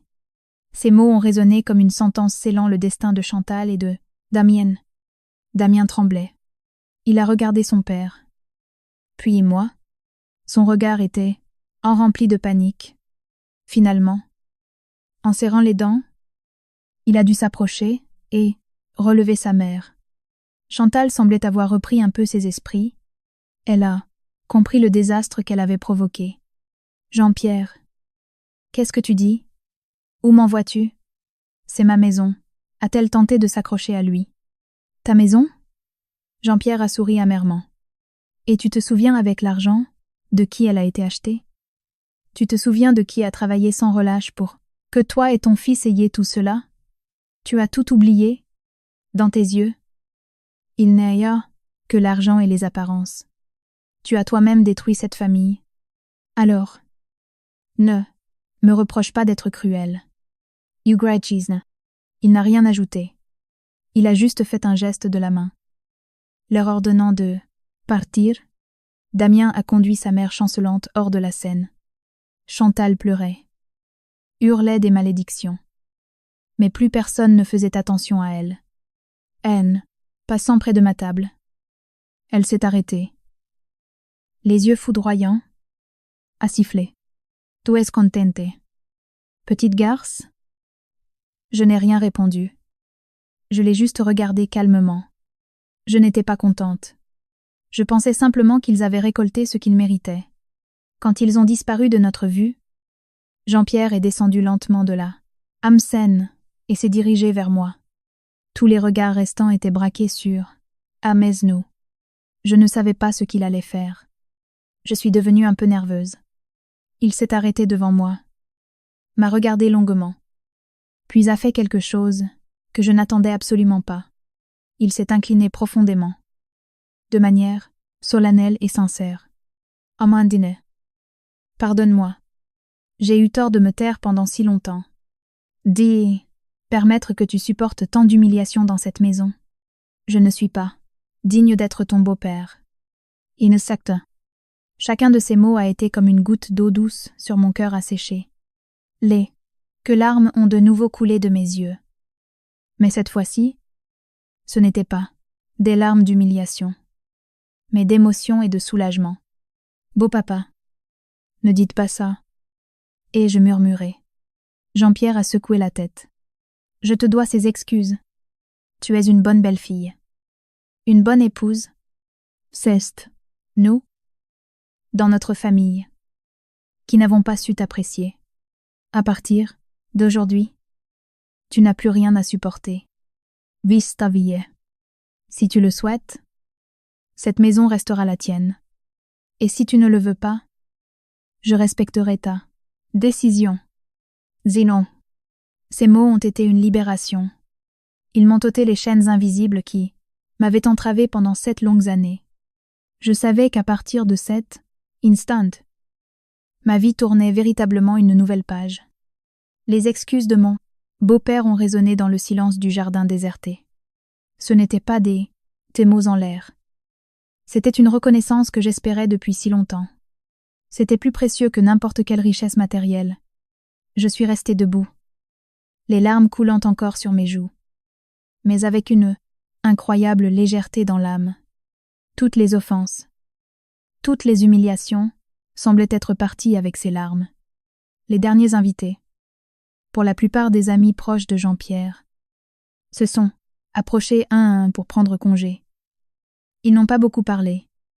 Ils ont juste tapoté l'épaule de Jean-Pierre, lui ont serré la main avec force. Leur regard était plein de compassion et de respect. Ils m'ont également regardé. Deux ont hoché la tête et m'ont souri avec un sourire dans lequel il niait avait plus de pitié, mais de l'admiration pour une femme qui avait osé se défendre. Quand tout le monde fut parti, dans l'immense jardin, il ne restait que moi. Jean-Pierre et Sophie, la petite sœur de mon mari, étaient revenue, en apprenant les nouvelles. Elle a couru et m'a serré fort dans ses bras. Amandine, pardonne-moi. Je n'ai rien pu faire. Je suis tellement désolée. Namprek. Je lui ai caressé la tête. Ce n'est pas de ta faute. Tu m'as beaucoup aidé. Merci. Heu. Jean-Pierre s'est assis lourdement sur une chaise. S'est frotté les tempes. Une soirée. Il avait vieilli de 10 ans. Asseyez-vous. Les enfants. J'ai besoin de vous parler. On. Il nous a indiqué des chaises à Sophie et moi. Nous nous sommes assises face à Louis. L'ambiance restait pesante. Ce qui s'est passé avec votre mère et votre frère, a-t-il commencé d'une voix grave et triste. C'est de ma faute. J'ai été trop faible. Trop silencieux. J'ai pensé que si j'évitais les disputes, il y aurait la paix dans la famille. Mais j'avais tort. Mon silence a cautionné le mal. Il a permis à votre mère de devenir un tyran et à Damien un lâche. En fait, il a poussé un soupir chargé de remords. Je n'ai pas su te protéger. Amandine, j'ai laissé faire trop de choses. Adieu quos. Beau papa. C'est du passé. Je ne vous en veux pas. Ai-je dit doucement. Je dois assumer mes responsabilités. A-t-il dit fermement. Demain, je ferai mettre cette maison à ton nom. Inazadona. Sophie et moi sommes restés figés. Beau papa. Je ne peux pas accepter. Je me suis empressée de refuser. C'est la maison de votre famille. Je n'en ai pas le droit. Rhino. Tu n'en as pas le droit? A interrompu Jean-Pierre. Même si l'acte de propriété est à mon nom. La majeure partie de l'argent pour son achat vient de Toi, gagné par ton travail acharné. Je sais tout. J'ai mis mon nom pour faire plaisir à ta belle-mère, pour qu'elle se sente la maîtresse de maison. Mais c'était une erreur dès le départ. Elle aurait dû être à toi. Je ne te fais pas un cadeau. Je te rends ce qui t'appartient de droit. Minded. Ces paroles n'admettaient aucune réplique. Il s'avérait qu'il n'était pas aveugle. Il savait tout. Il avait observé en silence et mesuré tous mes sacrifices. Et quant à toi et Damien, a-t-il continué en me regardant avec un air coupable. Je ne m'en mêlerai pas. La décision t'appartient. Que tu lui pardonnes ou que tu partes. Je respecterai et je soutiendrai ton choix. Toi, trop souffert. Tu mérites d'être heureuse. Anderon. Je n'ai pas su quoi dire. J'ai juste hoché la tête en pleurant. Cette nuit-là, je ne suis pas allée dans notre chambre conjugale. Je suis restée dans la chambre d'amis. J'avais besoin de mon espace. De temps pour assimiler tout ce qui s'était passé. À minuit, j'ai entendu frapper doucement à la porte. J'ai ouvert. C'était Damien. Il était là, ayant perdu toute son élégance habituelle. Son costume était froissé, sa cravate desserrée, les yeux rouges et gonflés. Il avait l'air incroyablement misérable. Amandine, je peux entrer parler avec toi? A-t-il demandé d'une voix rauque. J'ai hésité. Puis j'ai hoché la tête et je me suis écartée pour le laisser. Pessa. Il ne s'est pas assis. Il est resté debout au milieu de la pièce. Là, tête baissée, les mains croisées nerveusement. Pardonne-moi. A-t-il commencé? La voix pleine de remords. Je sais qu'il est trop tard pour dire quoi que ce soit. Mais je te demande vraiment pardon. J'ai été un mari horrible. Un lâche. J'ai permis à ma mère de t'offenser. T'es même frappé. Je ne te mérite pas. Ball. J'ai écouté en silence. Je voulais voir ce qu'il allait dire de plus. Je sais que tu ne vas pas me croire. Mais je n'ai jamais cessé de t'aimer. Niquala. Il a levé vers moi ses yeux pleins de larmes. Cette histoire avec Isabelle était une erreur. Maman a tout manigancé. Et moi, j'ai simplement cédé par faiblesse. Je te jure qu'il ne s'est rien passé entre nous. Et elle n'est pas enceinte. C'est un mensonge que ma mère a inventé pour te forcer au divorce. Anne Fogneux. Sa confession ne m'a pas surprise. Je m'en doutais vaguement. Mais cela n'a en et rien diminué ma douleur. La trahison ne résidait pas dans la finalité de l'acte, mais dans l'intention elle-même. Par pitié. Amandine. Il s'est mis à genoux et a attrapé mes jambes. And Coringzation. Donne-moi une chance. Une dernière chance pour tout réparer. Je te promets que je changerai. Je te protégerai. Je ne laisserai plus personne te faire de mal. Recommençons à zéro. And the 40s. Il pleurait des larmes de remords tardifs, en regardant l'homme agenouillé à mes pieds. L'homme que j'avais autrefois aimé de tout mon cœur. J'ai ressenti un mélange d'émotions. Devais-je lui pardonner? Allait-il vraiment changer? Ou était-ce un autre théâtre? Un autre mensonge pour me retenir? Les supplications de Damien résonnaient dans la pièce silencieuse. Tout se mêlant à ses sanglots étouffés. Il était toujours à genoux, agrippé à mes jambes. Son visage était trempé de larmes. Dans mon âme, c'était le chaos. Une part de moi voulait s'attendrir. Après tout, c'était l'homme que j'avais aimé. Le mari avec, qui j'avais vécu pendant 7 ans. Les souvenirs des premiers jours de notre premier jour, de notre premier jour, de notre premier jour. Amour. Des gestes tendres. Des promesses faites. Refaisaient surface. Être. S'était-il vraiment repenti? Être devais-je lui donner une chance. Mais une autre part de moi, froide et endurcie par toutes les offenses, se opposait. Une chance? Combien de chances lui avais-je déjà donné? 7 ans. Chaque fois que sa mère m'humiliait, chaque fois qu'il se dégonflait devant sa famille, n'était-ce pas une chance pour lui de prendre ma défense? Mais il avait choisi le silence. Et cette gifle qu'il m'avait donnée n'était-elle pas la dernière chance qu'il avait lui-même balayée? Doucement, mais avec fermeté, j'ai libéré mes jambes de ses mains. J'ai reculé. Donc passe. Maintenant une distance de sécurité. Damien. Lève-toi. Ce n'est pas avec des larmes et des supplications qu'on règle les problèmes. Ai-je dit d'une voix étonnamment calme. Il a levé les yeux vers moi. Ses yeux rougis étaient pleins d'espoir. Alors tu me pardonnes? J'ai secoué la tête. Je n'ai pas dit que je te pardonnais. J'ai dit que nous devions parler. Franchement, j'ai besoin de temps. Damien, j'ai besoin de temps pour réfléchir. Pour penser mes blessures. Ce qui s'est passé ce soir et ce qui s'est passé pendant ces 7 ans, ce n'est pas quelque chose qu'on oublie facilement en un jour. Ofty one. Je comprends tout. A-t-il acquiescé avec précipitation? On est décision. J'attendrai le temps qu'il faudra. Mais ne me quitte pas. Blang. Je ne peux rien promettre. Ai-je dit? Ma voix restait distante. Moxtaklima. Maintenant, je veux juste être seule. Retourne dans ta chambre. Il en a dust. Damien a semblé vouloir ajouter quelque chose. Mais voyant mon regard décidé, il a reculé. Il s'est levé en chancelant, puis a essuyé ses larmes à la hâte et est sorti de la pièce en silence. La porte s'est refermée. Je me suis effondrée sur le lit. Missentant, complètement vide. Repousser une personne qui vous supplie n'est jamais facile. Surtout si cette personne a autrefois été tout votre monde, mais je savais que je devais le faire. Je ne pouvais pas montrer de faiblesse.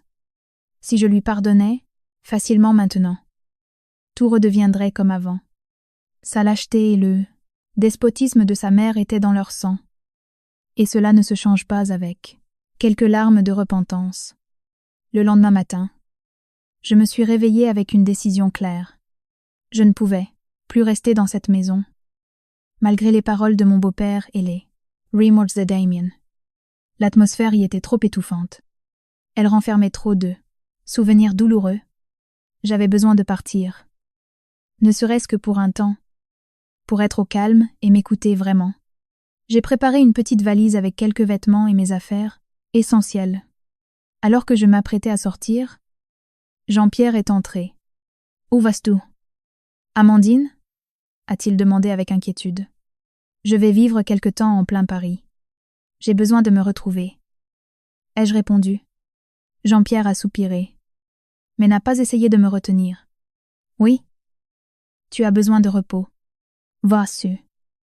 Ma fille, quand tu te sentiras prête, reviens.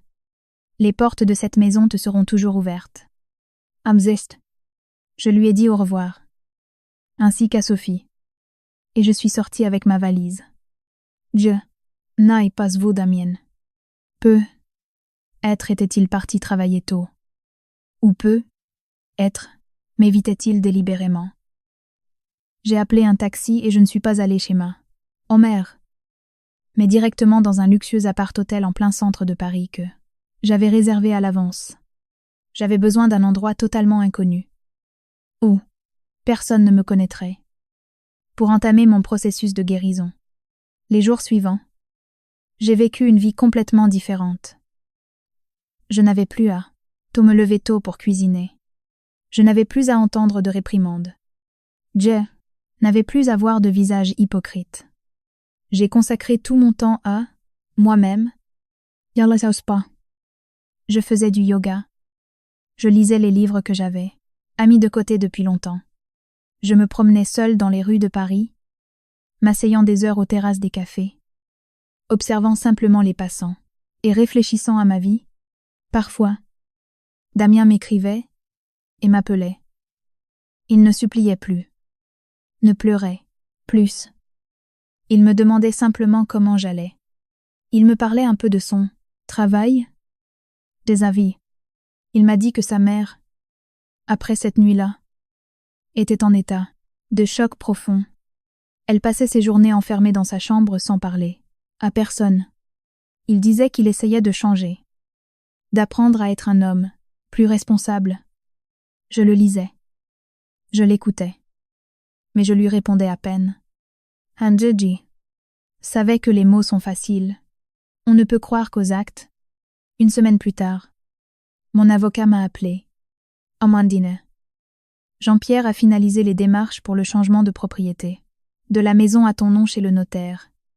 Les documents ont été envoyés à ton adresse. De zéro. En tenant le nouvel acte de propriété à mon nom, je n'ai ressenti aucune once de joie. Ce n'était que la confirmation de l'effondrement d'une famille. Yelai, rangée dans le coffre-fort avec le carnet dans lequel je notais mes affronts. Enanju, et savait que c'était un nouveau départ. Mais le chemin à parcourir était encore semé d'embûches. Pourrais-je pardonner un jour?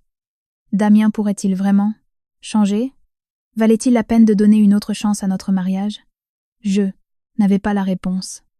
Les jours passés seuls dans l'appart-hôtel furent un temps où j'ai pu réellement me regarder de l'extérieur, sans dépendre du jugement de quiconque.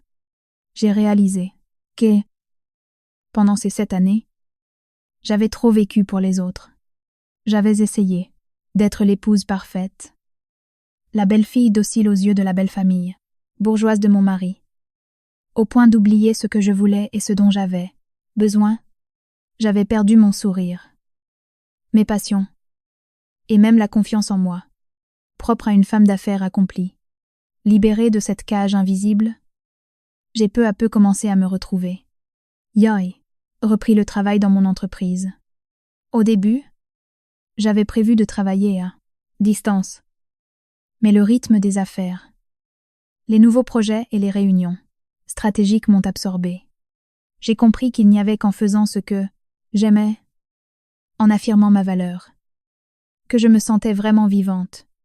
Les employés de l'entreprise, ayant eu vent des rumeurs sur ce qui s'était passé, ne m'ont pas tourné le dos.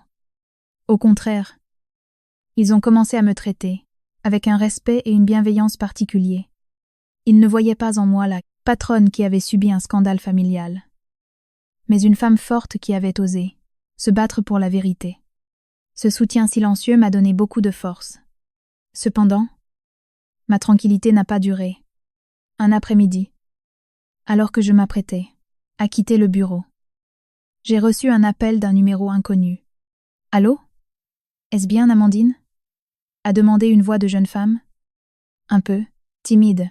« Oui, c'est moi. Qui est à l'appareil? »« C'est Isabelle. And crosses. » Mon cœur s'est serré. Isabelle? Le nom auquel j'essayais de ne pas penser. Pourquoi m'appelait-elle? Que me veux-tu? Ai-je demandé d'une voix glaciale. Yeah. Pouvons-nous nous voir? J'ai besoin de te dire quelque chose de très important. S'il te plaît. Juste quelques minutes. C'était fou. Sa voix était pleine de désespoir et de supplication. J'allais refuser. Yann voulait plus la revoir. Je ne voulais plus rien entendre concernant cette famille. Mais quelque chose dans sa voix m'a retenu. Ce n'était pas la voix d'une victorieuse, ni de l'arrogance. C'était de la peur. Très bien. Où et quand?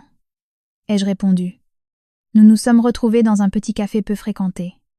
Isabelle ne ressemblait en rien à la femme séductrice et sûre d'elle dont je me souvenais. Elle portait une robe simple. Pas de maquillage. Et ses yeux étaient gonflés, rougis. En me voyant, elle a baissé la tête sans oser me regarder en face. « Pardonne-moi » fut la première chose qu'elle dit. La voix tremblante. « Yeah, c'est qu'il est tard. Mais je te demande vraiment pardon. J'ai fait une erreur. » And je n'ai rien dit. Je l'ai juste regardée en silence, attendant qu'elle continue. Tout a été organisé par Chantal. A-t-elle commencé? Elle est venue, en me trouver. Elle m'a dit que Damien et toi n'étiez pas heureux. Que tôt ou tard, vous alliez divorcer. Elle m'a promis que si je l'aidais, elle s'arrangerait, pour tout. Elle ferait en sorte que Damien m'épouse. And one. Alors l'histoire de la grossesse était aussi un mensonge? Ai-je interrompu. Isabelle a hoché la tête précipitamment. Des larmes ont commencé à rouler sur ses joues. Oui. Un mensonge. C'était son idée. Elle a dit qu'avec cette excuse, tu n'aurais pas d'autre choix que de partir de toi-même. Elle m'a même donné des médicaments. Elle m'a dit de trouver un moyen de les mettre dans la nourriture de Damien pour qu'il perde le contrôle. Pour que tout devienne réalité. Mais je ne l'ai pas fait. Je le jure. Je n'ai pas osé commettre un tel péché. End of Davenda. Ces mots m'ont laissé abasourdi. Je savais que ma belle-mère était cruelle et sournoise. Mais je ne pensais pas qu'elle serait capable d'une machination aussi effroyable. Elle ne voulait pas seulement détruire ma réputation, mais aussi l'honneur de son propre fils pour atteindre son but. « Et pourquoi me racontes-tu ça maintenant ?» ai-je demandé. « Parce que j'ai peur, » a dit Isabelle. Paniquée. Après cette nuit-là, Chantal m'a appelée. Elle m'a crié dessus. Elle m'a menacée. Elle a dit que j'avais tout gâché. Elle a dit qu'elle ne me laisserait pas tranquille. Yoï, très peur. Elle ne reculera devant rien. Je voulais juste dire toute la vérité, dans l'espoir que tu puisses me protéger. Understand. Elle s'est mise à pleurer. L'air incroyablement désemparé. Je suis restée, assise, regardant la jeune fille devant moi. Des sentiments contradictoires se bousculaient dans mon esprit. Devais-je la croire, ou était-ce une nouvelle mise en scène? Un nouveau complot ourdi par ma belle-mère? Mais en voyant les yeux, remplis d'effroi d'Isabelle, sa véritable panique, j'ai senti que cette fois, elle disait la vérité. Une personne peut jouer la comédie. Mais une peur aussi, viscérale, est impossible à feindre. J'ai soupiré. Ma haine envers elle a un peu diminué. Après tout, elle n'était qu'un pion entre les mains de ma belle-mère. Une victime de son avidité et de son égoïsme. C'est bon. Ne pleure pas, ai-je dit d'un ton plus doux. As-tu des preuves de ce que tu viens de dire, des messages, des enregistrements? N'importe quoi. Audio fund. Isabelle a hoché la tête avec précipitation, d'une main tremblante. Elle a sorti son téléphone et m'a montré sa conversation avec Chantal. Il y avait les promesses, les incitations et les menaces après l'échec du plan. Tout était clair et irréfutable. J'ai tout photographié en silence avec mon propre téléphone. Merci. Ai-je dit? C'est très important. Fais attention à toi. Trouve un endroit sûr où elle ne pourra pas te trouver. Puntika. Oui? Je comprends. Tu n'es plus en colère contre moi? Isabelle m'a regardée, avec des yeux pleins d'espoir. Je n'ai pas su quoi répondre. En colère? Oui. La haïr? Non. Je ressentais seulement une fatigue et une déception infinie. Va Athènes. Ai-je dit? Et pour ce qui est de notre relation? L'avenir nous le dira. Dazu. Cette rencontre m'a laissé un goût complexe. La vérité sur la conspiration de ma belle-mère s'est révélée encore plus cruelle et répugnante que je n'aurais pu l'imaginer. Elle ne voulait pas seulement me chasser de la maison. Elle était prête à utiliser les méthodes les plus abjectes, quitte à sacrifier le bonheur et l'honneur de son propre fils, pour satisfaire son égoïsme. Je suis rentrée à mon appartement, le cœur lourd. Je me suis assise seule dans l'obscurité, et les messages de Chantal à Isabelle ne me sortaient pas de l'esprit. Dès que tu seras enceinte, laisse-moi faire le reste. Ne sois pas molle. Ma fille. Quel homme peut résister à la tentation? Agis avec plus de détermination. Je te couvre. Zalou. Par ta faute stupide. Tout est tombé à l'eau. Fais très attention. N'ose pas dire un mot à qui que ce soit, ou tu en subiras les conséquences. Indigo de Nezaft. Chaque mot transpirait la méchanceté et le calcul. Cela me donnait des frissons. J'avais toujours pensé que, même si elle me détestait, au moins elle aimait son fils. Mais j'avais tort. À ses yeux, Damien n'était qu'un instrument, un pion, pour mener à bien ses projets. Elle se fichait de son bonheur. Tout ce qui lui importait était d'avoir une belle-fille docile et manipulable, un héritier pour la lignée, et surtout, le contrôle sur toute la fortune que j'avais gagnée. Un sentiment de dégoût est monté dans ma gorge. Je ne pouvais pas croire que j'avais vécu sous le même toit, que j'avais appelé maman une personne, pareil pendant 7 ans. J'ai pris mon téléphone, prête à envoyer immédiatement ces preuves à Damien. Je voulais qu'il voie le vrai visage de la mère qu'il avait toujours idolâtrée et obéie, aveuglément. Je voulais qu'il ait mal, qu'il s'en repente. Mais je me suis arrêtée. À quoi cela servirait-il de lui envoyer ça maintenant? Me croirait-il? Ou penserait-il encore que j'essayais de semer la zizanie entre eux? Avec son caractère faible, il était fort probable qu'il choisisse de nouveau de croire sa mère. Ou pire, il me supplierait de me taire pour préserver la paix familiale. Non. Je n'allais pas faire quelque chose d'aussi inutile. Ces preuves n'étaient pas pour Damien. C'était mon arme, mon atout majeur que j'utiliserais au moment décisif. J'ai appelé mon avocat. Je lui ai tout raconté, et je lui ai envoyé les nouvelles. Preuve. Lui aussi, en les voyant, n'a pas pu cacher sa surprise. Mon Dieu. Amandine.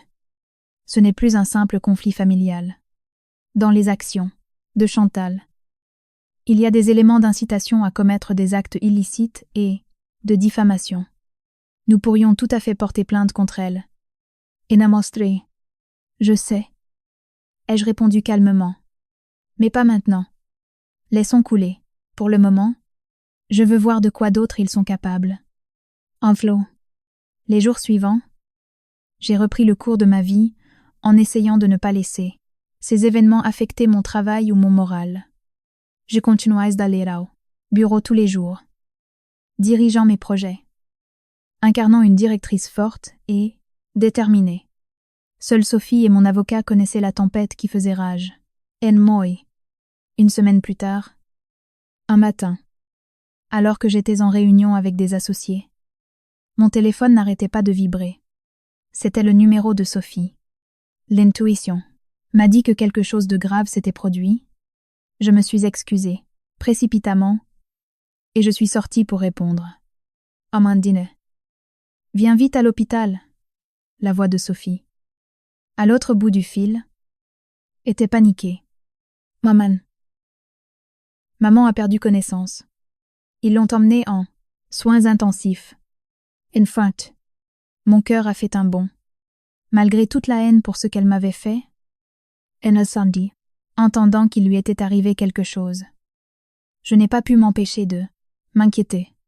Comment ça? Elle a perdu connaissance? Que s'est-il passé? Je ne sais pas exactement.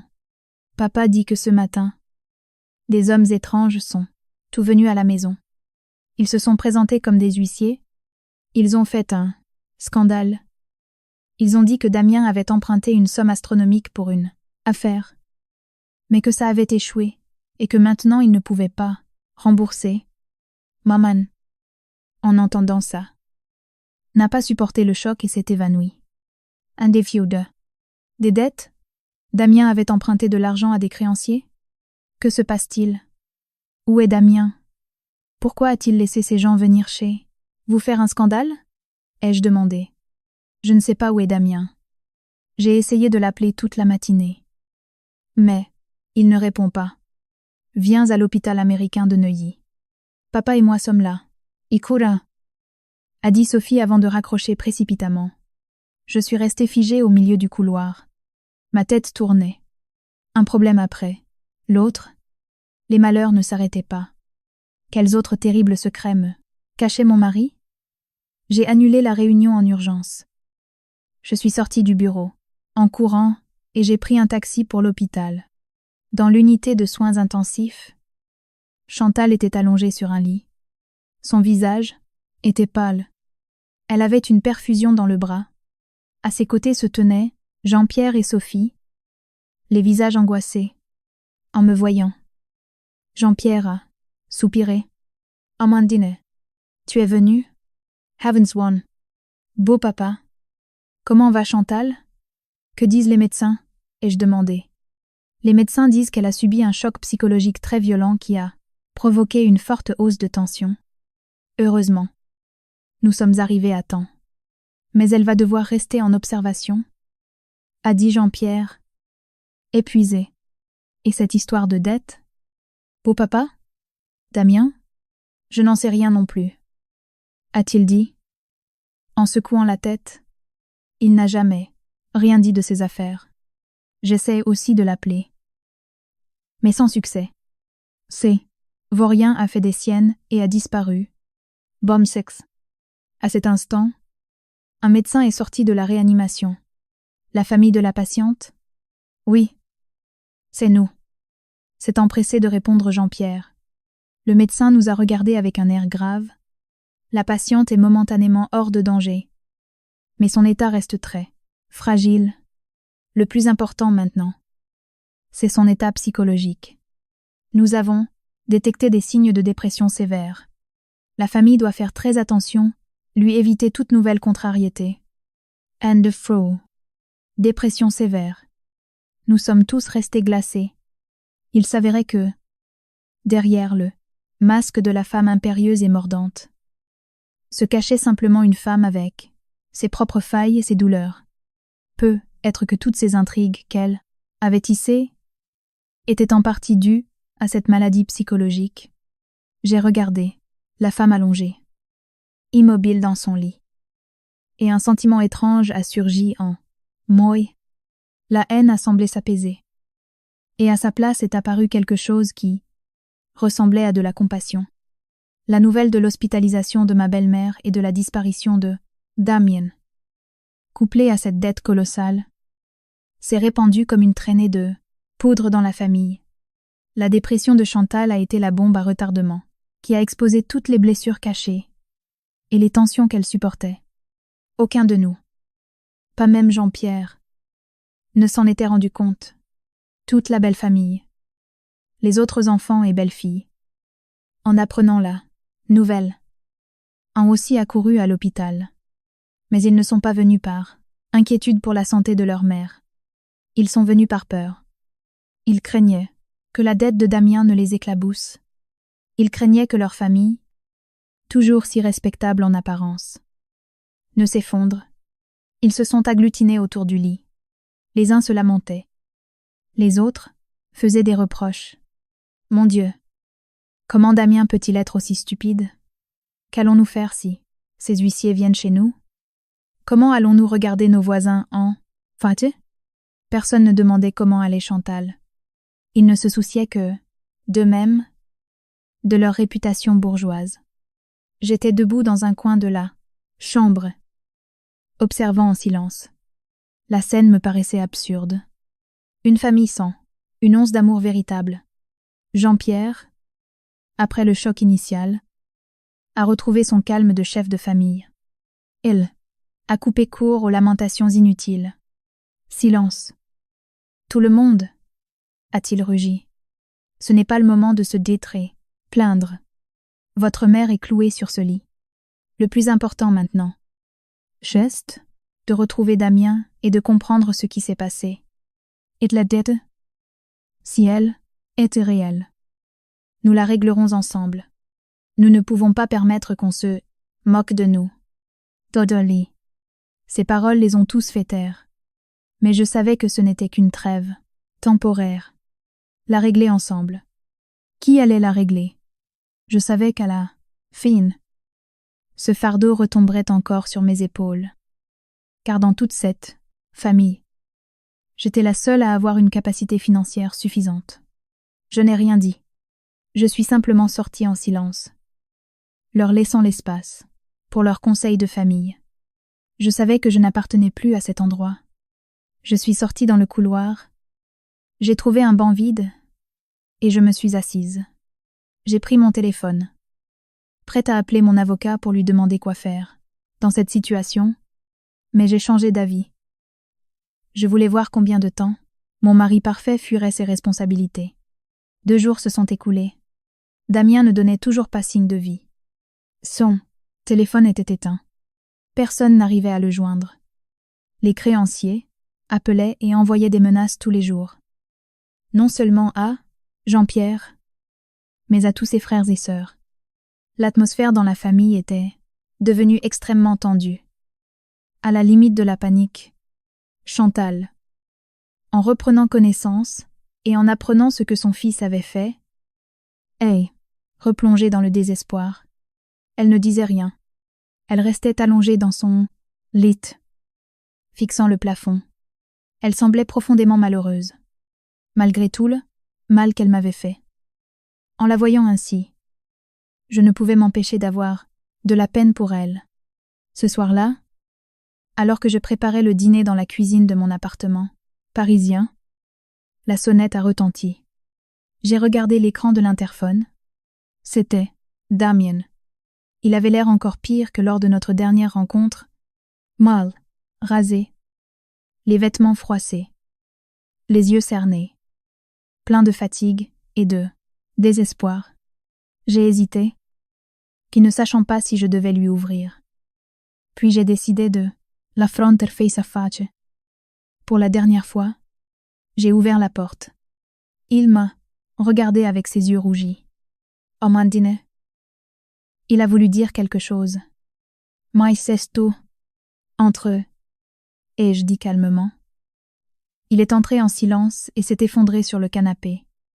Se prenant la tête, entre les mains, je n'ai posé aucune question. Je me suis simplement assise en face de lui, en silence. Et j'ai attendu. Après un long moment, il a relevé la tête. J'ai tout perdu. Amandine. J'ai tout perdu. A-t-il dit d'une voix rauque? Et il a commencé à parler. Il m'a raconté qu'il avait investi toute son économie et qu'il avait même emprunté des sommes folles à des créanciers pour investir dans un projet immobilier qu'un ami lui avait recommandé. Il espérait que le projet réussirait, qu'il gagnerait beaucoup d'argent et qu'il pourrait être fier à mes côtés, sans avoir à vivre à mes crochets. Mais le projet a fait faillite. L'ami a fui avec l'argent. Louis. Il a tout perdu. Se retrouvant avec des dettes faramineuses. Il n'osait pas rentrer chez lui. Il n'osait pas affronter sa famille. Il n'osait pas me regarder. Il s'était caché tous ces jours, vivant dans la peur et le désespoir. Je sais que je n'ai pas le droit de te regarder dans les yeux, a-t-il dit, les larmes coulant sur son visage émacié. Je t'ai trompé. Je t'ai fait du mal. Je ne mérite pas ton pardon. Je ne suis pas venu aujourd'hui pour te supplier de revenir.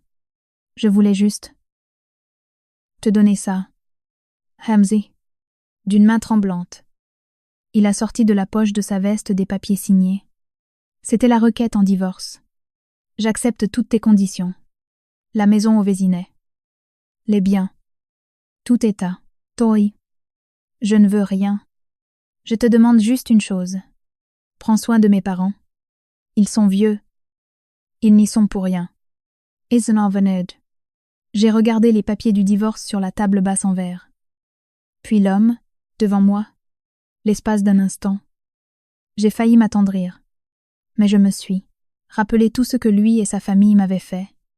Ses excuses tardives, ses remords. Était-il sincère, ou était-ce une énième mise en scène? Là, dernière carte jouée pour éveiller ma pitié? La requête en divorce reposait sur la table. Les lignes et la signature de Damien semblaient gravées dans mon cerveau. J'avais attendu ce jour. Yem était préparé. Mais quand il est arrivé, je n'ai pas ressenti le soulagement escompté. J'ai regardé Damien, assis en face de moi. Sur son visage, il avait plus de calcul ni d'hypocrisie. Seulement la fatigue et le vide d'un homme, vaincu. Prendre soin de tes parents, ai-je répété, avec un sourire amer. Et pourquoi le ferais-je? M'ont-ils un jour considéré comme leur fille? Awedom, n'ont-ils vu en moi qu'un instrument? Une mine d'or à exploiter? Damien a baissé la tête, incapable de répliquer. Je sais. Ils ont eu tort, a-t-il murmuré. Mais ce sont aussi les victimes de leur propre cupidité et de leur fierté. Maman est très malade. Et papa se fait vieux. Je n'ai pas le courage de rentrer à la maison. Je ne peux compter que sur toi. Compter sur moi? Je me suis mise à rire. Un rire plein d'amertume et de rage. Tu es drôle. Damien. Quand vous aviez tout. Comment m'avez-vous traité? Toi et ta famille, vous m'avez humilié. Vous avez comploté pour me faire du mal. Pour tout me prendre. Et maintenant que tu as tout perdu, que ta famille est au bord de la faillite, tu viens ici. Tu parles de morale et tu réclames de la compassion? Pour qui me prends-tu? Pour une sainte? Ou pour une idiote, sans amour-propre? Chacun de mes mots était comme un coup de poignard dans son cœur. Il est resté, immobile, le visage livide. Il ne pouvait pas articuler un mot. Je ne vais pas t'aider. Et je ne vais pas aider ta famille. Ai-je dit, fermement. D'une voix de glace. C'est le prix que vous devez payer pour ce que vous avez fait. Tu dis que tu as des dettes. C'est ton problème. Tu dis que ta mère est malade. Elle a d'autres enfants pour s'occuper d'elle. Je n'ai plus aucune obligation envers vous. And je comprends, a murmuré Damien. Il s'est levé en chancelant. Comme un homme, ivre. Alors signe. Libérons-nous tous les deux. Il a désigné la requête en divorce. J'ai pris le stylo. Ma main n'a pas tremblé. Mais au moment où j'allais signer, je me suis arrêtée. Une idée m'a traversé l'esprit. Non. Ça ne pouvait pas se terminer si simplement. Si je signe, il sera libre. Et ils ne paieront qu'avec de l'argent, avec leur réputation. Mais les blessures de l'âme, la douleur qu'ils m'ont causée, ça, rien ne le compense. Je voulais qu'ils sentent, qu'ils comprennent ce que c'est d'être manipulé, d'être acculé, exactement comme il l'avait fait avec moi. J'ai posé le stylo. Je ne vais pas signer. Ai-je dit. Damien est resté glacé. Pourquoi? Tu voulais le divorce? Oui. Je veux le divorce. Ai-je répondu. Mais pas maintenant. Et pas comme ça. Ania. Je l'ai regardé droit dans les yeux avec un regard qu'il ne m'avait jamais connu. Freud. Tranchant. Autoritaire. À partir de maintenant, tout se fera selon mes règles. Tu veux le divorce? Très bien. Mais d'abord, tu vas faire quelque chose pour moi. Bitches. Quoi? A demandé Damien. Incrédule. Rentre chez toi et dis à tes parents. Dis à toute ta famille que j'ai accepté de les aider à régler le problème de la dette. Et je dis avec un sourire énigmatique. Damien était complètement perdu. Tout. Tu es sérieuse? Tu es prête à nous aider? Oui. Ai-je hoché la tête. Mais à une condition. Tous les membres de ta famille, de tes parents jusqu'à tes frères et belles-sœurs, doivent venir me voir. Ils doivent venir ici, personnellement, s'incliner devant moi, me demander pardon et me supplier de les aider. S'ils le font, j'y réfléchirai. Sinon, oublie cette requête. Je ne la signerai jamais. Et tu resteras légalement mon mari pour toujours. Tu porteras pour toujours. Et moi avec. Le fardeau d'un mari, surendetté et ruiné. Mais crois-moi, c'est toi qui en souffriras le plus. On verra bien si tu arrives à repartir de zéro. Alden. Mes paroles lui ont fait l'effet d'une douche froide. Il m'a regardé avec une expression de surprise et de terreur. Il a compris que la petite brebis naïve que j'avais été s'était transformée en louve. Il n'était plus maître de la situation. Désormais, la décision était entièrement entre mes mains. Il n'avait pas d'autre choix que d'obéir. D'accord. D'accord. Je leur parlerai. A-t-il balbutié. Il s'est retourné, précipitamment pour partir. Comme s'il fuyait ma nouvelle moi. La porte s'est refermée, me laissant seule dans le grand salon.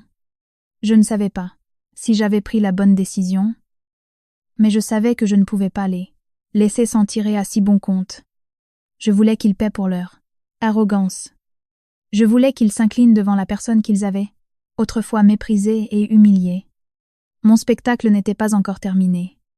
Ilmane était juste passé à un nouvel acte. Un acte dont je serais la metteuse en scène. La mise en scène que j'avais imaginée a fonctionné plus vite que je ne l'espérais.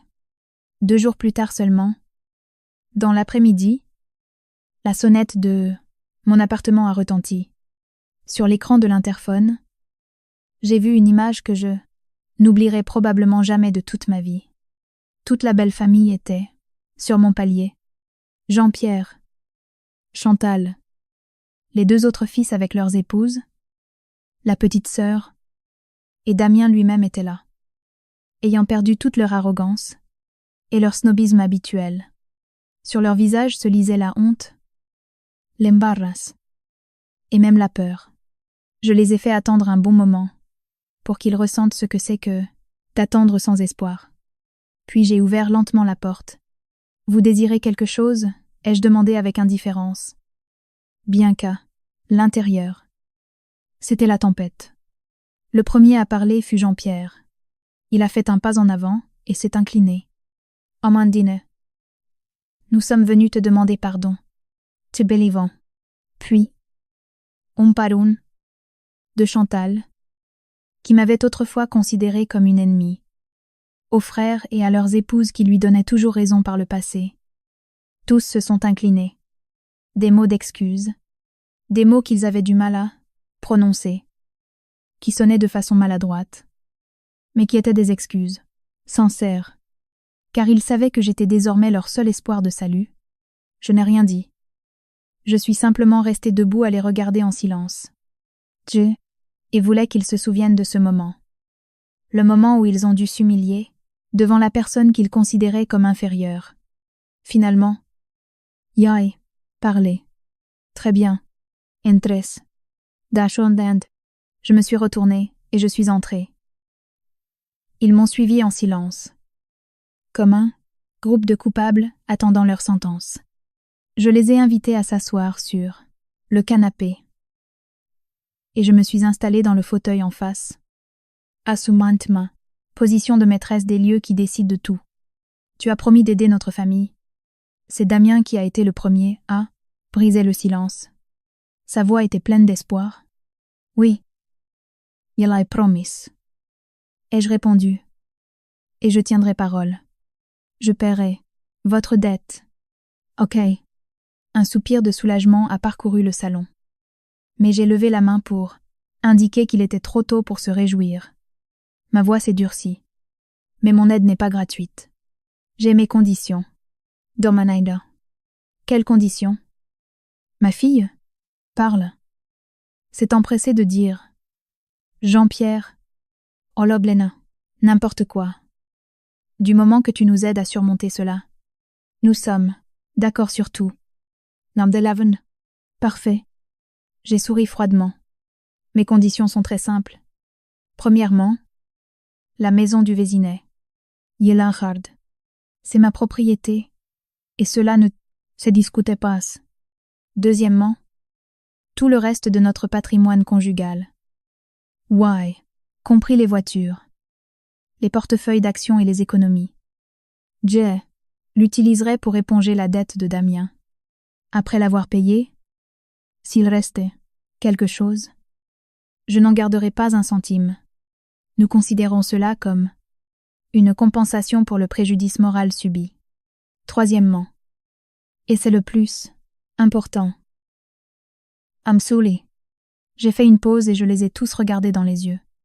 Une fois que tout sera réglé, Damien et moi divorcerons. Et à partir de ce moment, il n'y aura plus aucune relation entre votre famille et moi. Vous n'avez pas le droit de me contacter. Nous ferons comme si nous ne nous étions jamais connus. Holmes. Mes conditions se sont abattues sur eux comme des coups de marteau. Ils sont restés glacés. Ils pensaient que je demanderais de l'argent, que je diviserais les biens, mais non. Je voulais une rupture totale et définitive. C'était plus douloureux que de perdre de l'argent. C'était une humiliation, une négation totale de leur existence. Amandine. A commencé Damien. Mais je l'ai interrompu. Ce sont mes conditions. C'est oui ou c'est non.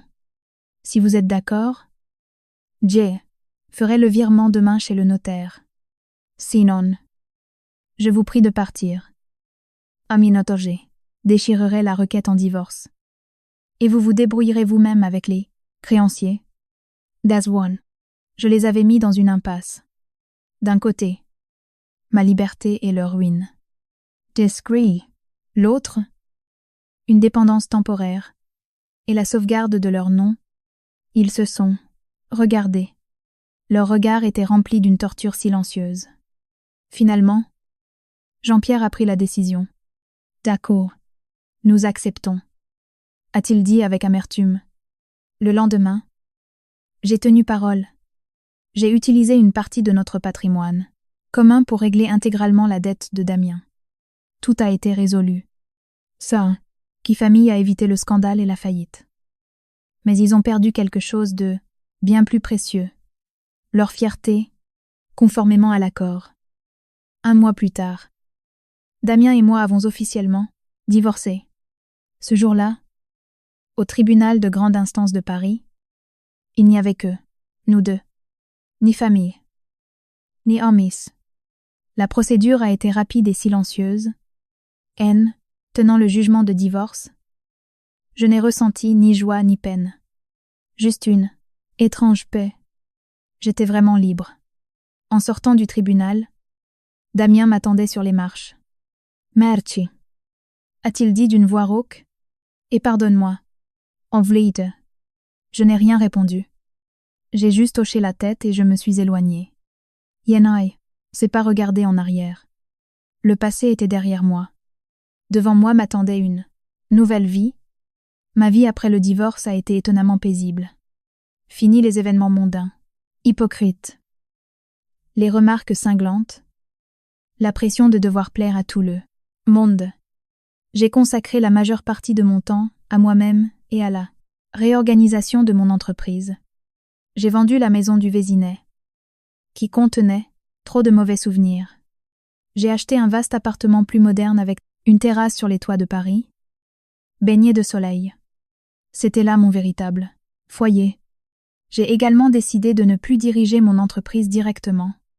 J'ai confié la direction à une équipe de professionnels en qui j'avais confiance, et je suis restée conseillère. Je voulais une vie plus légère, plus libre. J'ai commencé à voyager, à visiter des endroits dont j'avais toujours rêvé sans jamais en avoir l'occasion. J'ai appris de nouvelles choses.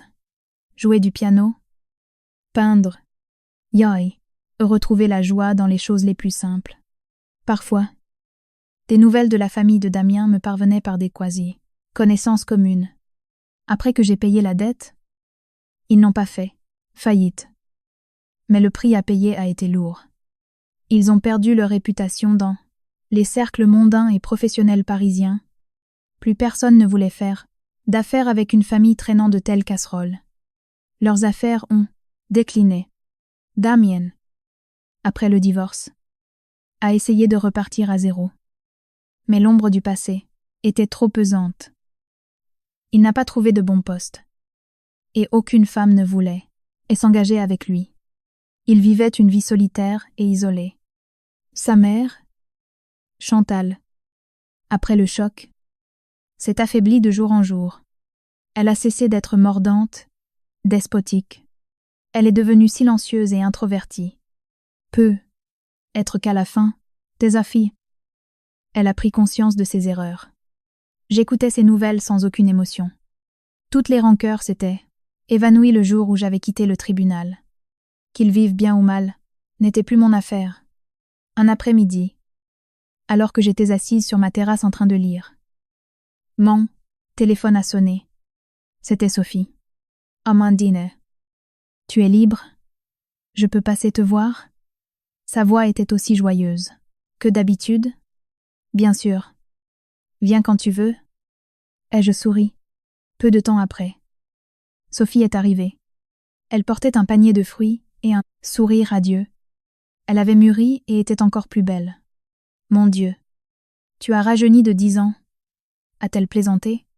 Nous nous sommes assises. Avons bu un thé et avons parlé de tout et de rien. Sophie m'a raconté qu'après tout ce qui s'était passé, elle avait décidé de prendre son indépendance. Elle ne pouvait plus vivre dans une famille aussi étouffante. Elle avait lancé sa propre carrière et connaissait déjà ses premiers succès.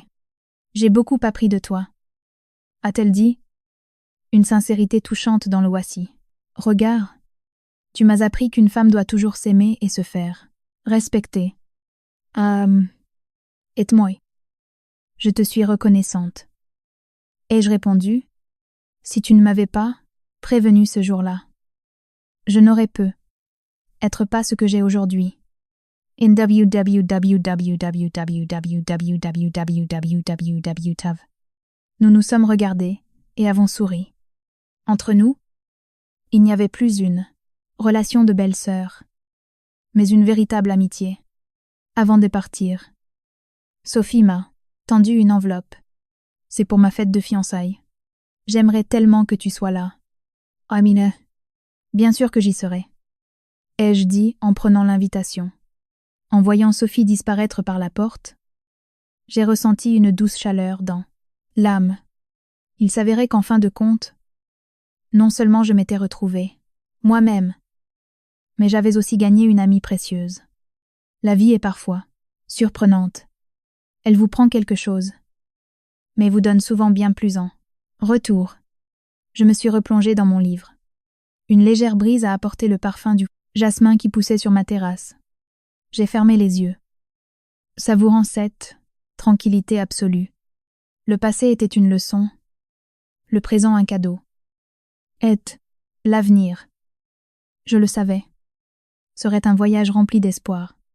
Un voyage que j'écrirais moi-même, sans dépendre de personne. J'étais, pour de bon, renaissante.